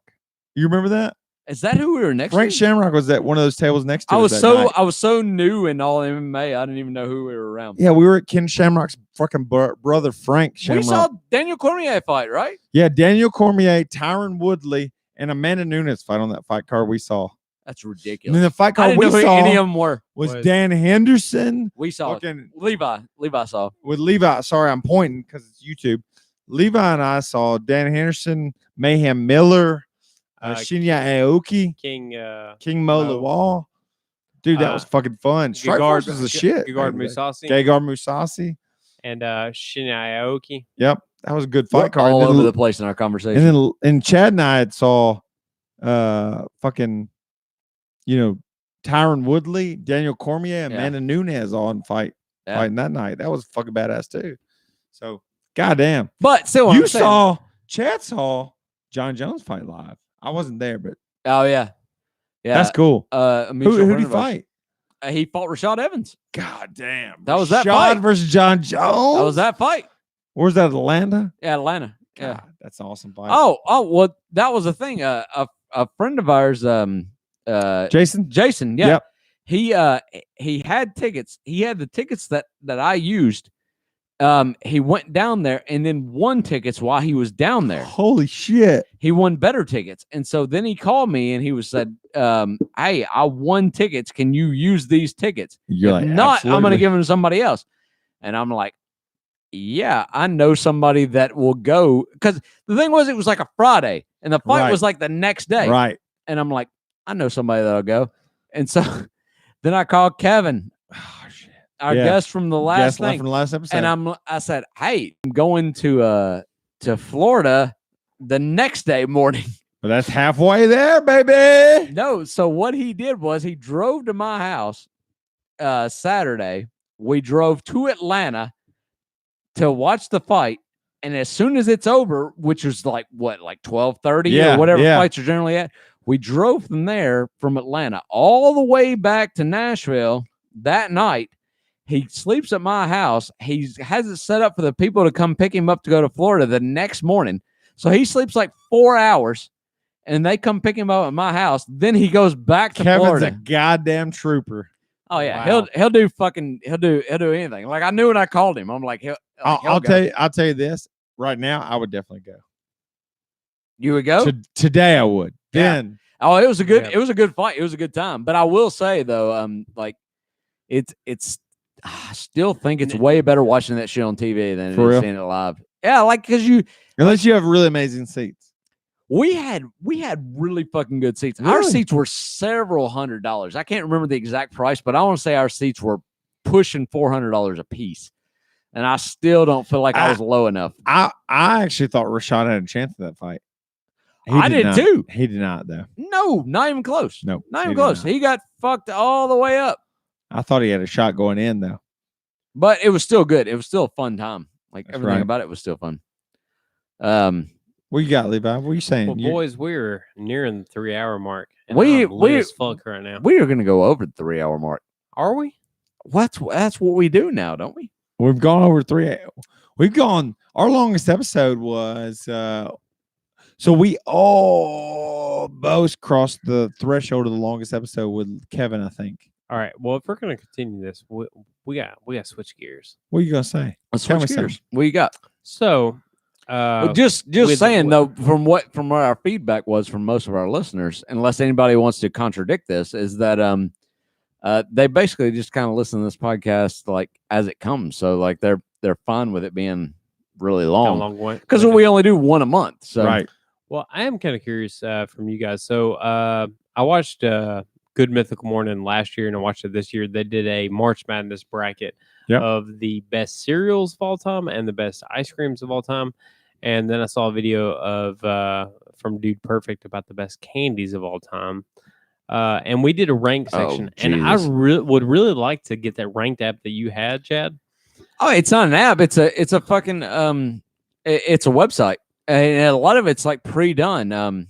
It's a tier list. Tier list, yeah. Yeah, Google it. Would you like to know my favorite cereals? Is that what you're asking? One of the things? I want to find out candy. Well, they have the pre-done ones, which is what I did for that list. Candy, I'll tell you, man. Oh, your laptop just took a shit. Yeah. But I think it's tier. Did it run out of batteries? No, I just accidentally bumped the power button. Oh shit! It's garbage. I'll tell you, candies, man. I'm a big fan of like fucking Snickers and Payday and things like that. Payday's high on my list, man. I love a Payday's like simple but good. Yeah. Yeah, it's hard to. Payday is caramel and nuts. Well, and the thing is, like, you're getting a lot of nuts, so like it lessens the guilt of what you're eating. You feel like it's almost healthy, but it's not. But you feel like, and then some assholes are like, well, peanut's not actually a nut, and it's like, well, fuck you. Like, what was it? Like it's a bean? It's a lentil or something? Yeah, I think it's like technically a bean. A peanut's not actually a nut. Fuck that guy. Yeah, fuck. Get fuck that guy. There you go, Levi. I like a Snickers too. I haven't eaten any candy bar in a long. I mean, even fruity candies. I mean, like everything involved. Like what's the go-to candies? I don't eat a lot of fruit. Like I don't eat gummies. Dude, I haven't eaten any candy like in a long time. But if I was like gonna just like break it, if you're gonna break the mold and be like, man, fuck, I want a candy right now. Take 5. What's the candy you're gonna get? Take 5. I'm telling you, take 5. Take 5 is fucking good. I got 2. What's yours? The first one that would probably be the most likely I would break for is a Butterfinger. Second, hey, don't lay a finger. Second would be a Twix. Twix, really? Yeah. Left or right? I'm more of a fucking same, but they try to do that marketing thing where they make you choose. I think it's hilarious because I talk about my kids all the time. I'm like, you seriously gonna eat the left one? And they're like, what? And I'm like, and I said, like the right one's like right there. And they're like, they grab the right one, and I'm like, what about that left one? Right? Like the left is sitting there all lonely and stuff. They're like, what's the difference? And I'm like, oh, there's a difference. That's funny. So yeah. What about you, Levi? You asking all the questions. For me, what's your shit, bruh? For candy, Payday's pretty high up there. Yeah, I love a whatchamacallit. I don't even know that. Remember what that's like? Good. I've had it, but I couldn't tell you anything that's in it. So it's like the Rice Krispie kind of thing with peanut butter and caramel, kind of holding all the crispy elements together, then wrapped in chocolate. It's fucking good. That's good. I love an Almond Joy. Wait, are you saying it's a Reese's Tempura? Yeah, something like that. And the Almond Joy is good, but it's funny because they're just like a what's the other one? A Mounds with like one almond sitting on top. No, Mounds has no almonds. Almond Joy has, but Almond Joy has like 2 almonds. But it's lazy as fuck. Yeah, they take a Mounds and they just like slap an almond on top of it, and then cover chocolate. Here's you an entire different candy bar. Yeah, no, fuck you. That's not the same thing. Well, Mounds is dark chocolate. Almond Joy is milk chocolate. Are you serious? Yeah, Are it's you dead fucking serious right now? I don't think so. They have different absolutely. chocolates? I think you're fucking wrong. No, about Mounds. this. I don't mean to challenge you, but I think you're a goddamn idiot right now. No, I think he's probably right because I like is. Mounds way the fuck more, and I love me some dark chocolate, so that makes sense. Why I would it? Like I'm not really ever been happy with an Almond Joy, and so it makes sense. For real? Yeah. What? Because it's like, what are you doing with this fucking almond? I don't ever buy an Almond Joy, but when my kids get one for Halloween candy, and they're like, coconut. I'm like, It's I'll take one almond. It's how much difference does one almond make? None. But if you got an entire different chocolate, that makes That's the sense. difference. Yeah, it That does make a makes difference. absolute sense. They should put that on the package. That's bullshit. That's bullshit. What are you doing? Oh, you finally got it. No, we're not doing this. Jesus Christ. What's he It doing? would take He forever. finally found the tier list of candy No. bars, but No. there's like What was the other 3 question? times as many as the fast food thing we You did. had another question besides Yeah. candy, didn't you?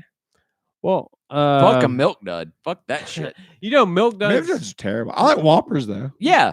Yeah. Milk Duds is an aborted Whopper. Is what it is.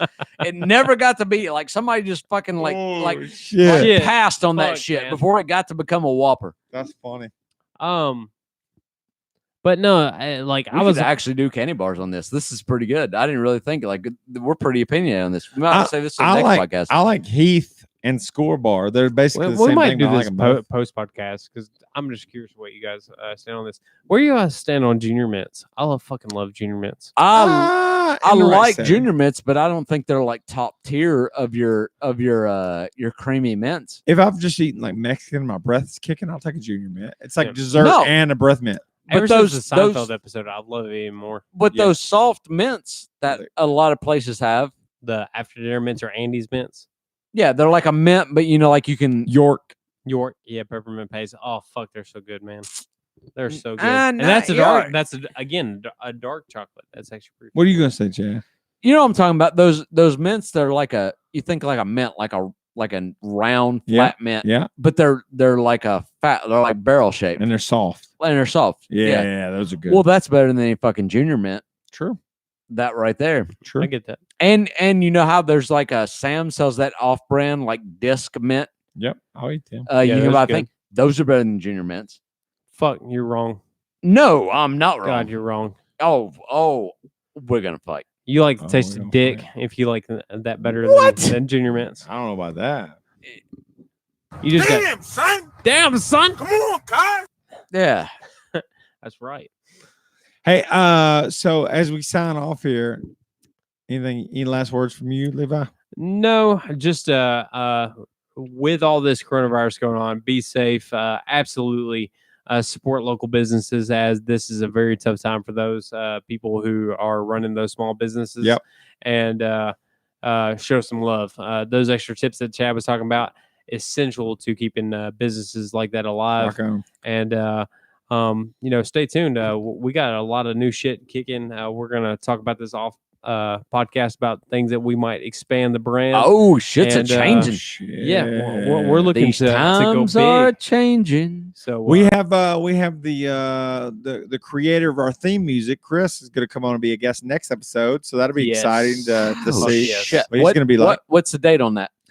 April I can tell you, April. It's into April. It's mid-April, actually, like April Jesus 17th. Christ, or you something. can't even plug our next What's the date Friday? in this current fucking podcast. I can do it if you just give me 3 seconds here. Look One, at that bottle over there, Chad. You see how two, empty that fucking bottle is? 3. Yeah, I see it. Four, I see a lot that me and TJ's drunk and a little five, bit that you've drunk. I've drank more than Six. you, bitch. Seven. It's April 24th, probably. That is not No, true. That's the last sooner Friday in than that. April. April 17th, then. April 17th is going to be our next episode. We're going to have Chris, the creator of our theme music, is going to come on that episode. So that'll be exciting to hear. And that's all I have to plug. What about you, Chadley? I'm still just plugging our local people. Like help your local people, man. Like Fuck yeah. order some shit. Just do some business with your local people that you want to stay, because it's a hard time for a lot of people right now.